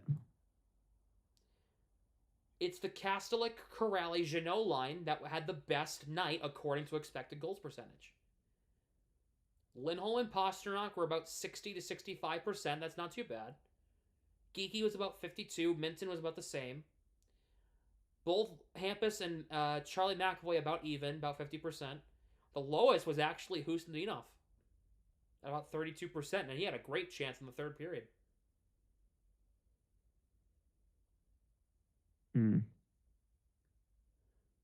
So, just a random stat.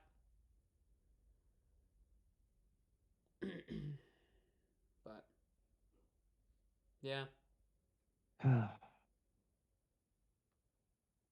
Zaka goal was cool. Yes, it was.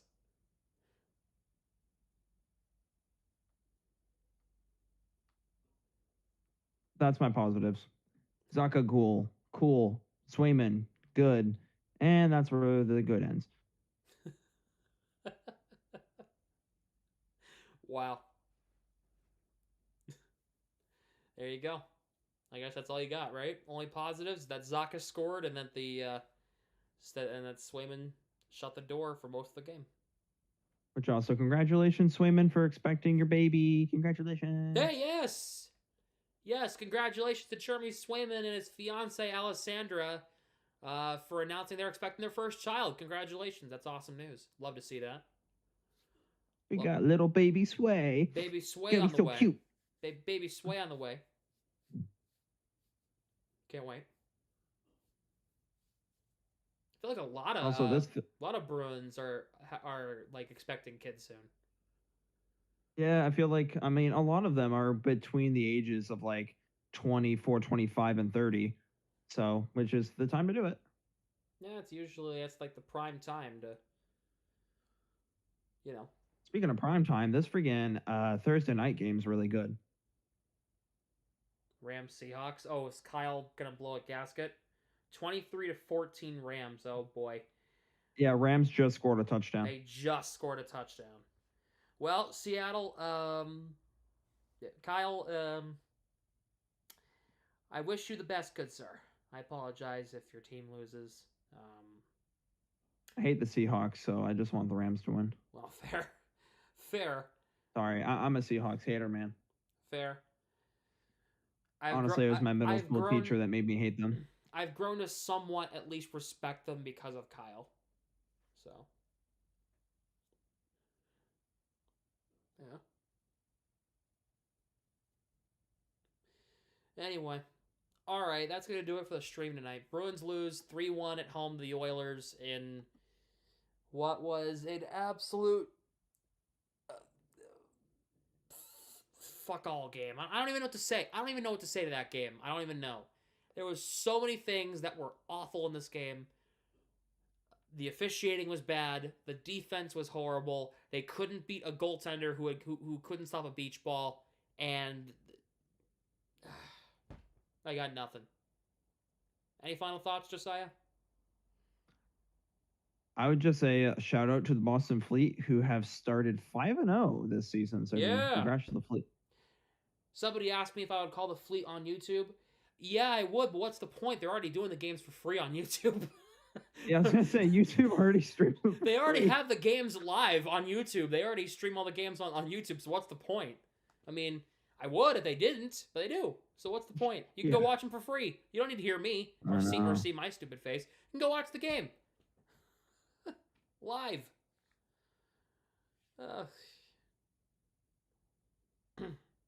Now, if I were offered to do a PWHL game for the PWHL, I'll tell you what, I'll be right there. Could you imagine that? Me doing PWHL, I'd love that. I'd love that. You kidding me? No, like them inviting you to do like one on your stream, dude. Oh my god. Oh, if I got to call one of their games and show the content and call the game myself. Oh. Yeah, like show the broadcast. It would be like the Uninstructed Views with Sam Smith. Oh my god, I would have loved that so much. Bro, I know. I'm telling you, I've seen the commissioner in person. I need to have a chat with this woman. My professor at school produces their home games. You know what to do. I can make the phone call right now. I can call him right now. Although it's 10 o'clock on a Thursday, Not right now, so I but... won't do that. But yeah. But anyway, I could probably put some things together. I wish if I had that kind of pull, maybe BNG would be able to do that. Maybe that'd be cool. We were almost able to do it for the Providence Bruins one year, but one game for the playoffs last year. We were almost able to do it, but that would be sick. Yeah. Anyway, all right, that's it. Bruins lose 3-1 to the Oilers. They play the Canucks on Saturday in what will be, I believe, if my memory serves me right, is it the final Saturday night showdown of 2025? I think you're right. Oh no, they have the Sabres next Saturday, the 27th. Oh, that's right. That's a big toss up depending on what I'm doing. It's my dad's birthday, and it's also our family's getting together, so I'll let you know. But we'll see. But yeah, so I will be back. What's the word? I'll be back Saturday for Bruins Canucks Saturday night showdown. I'll be live for the next 3 games. Once again, guys, next Tuesday, 7 p.m. If you want to be here, lots of announcements throughout the night. 5-year YouTube anniversary on the day. Ooh. Next Tuesday on the day, it'll be 5 years to the day that I started this crazy channel. It's unbelievable. How about that? 5 years, Josiah. Freaking nuts, dude. So you don't want to miss that. Once again, shout out to the guys over at Fit for Rivals for their song Crash. It'll be the official song of the stream on Tuesday. Should be a lot of fun. It'll also be like a Christmas stream too, because Christmas is like next Thursday, which, oh my god, Christmas is next Thursday. And then, yeah.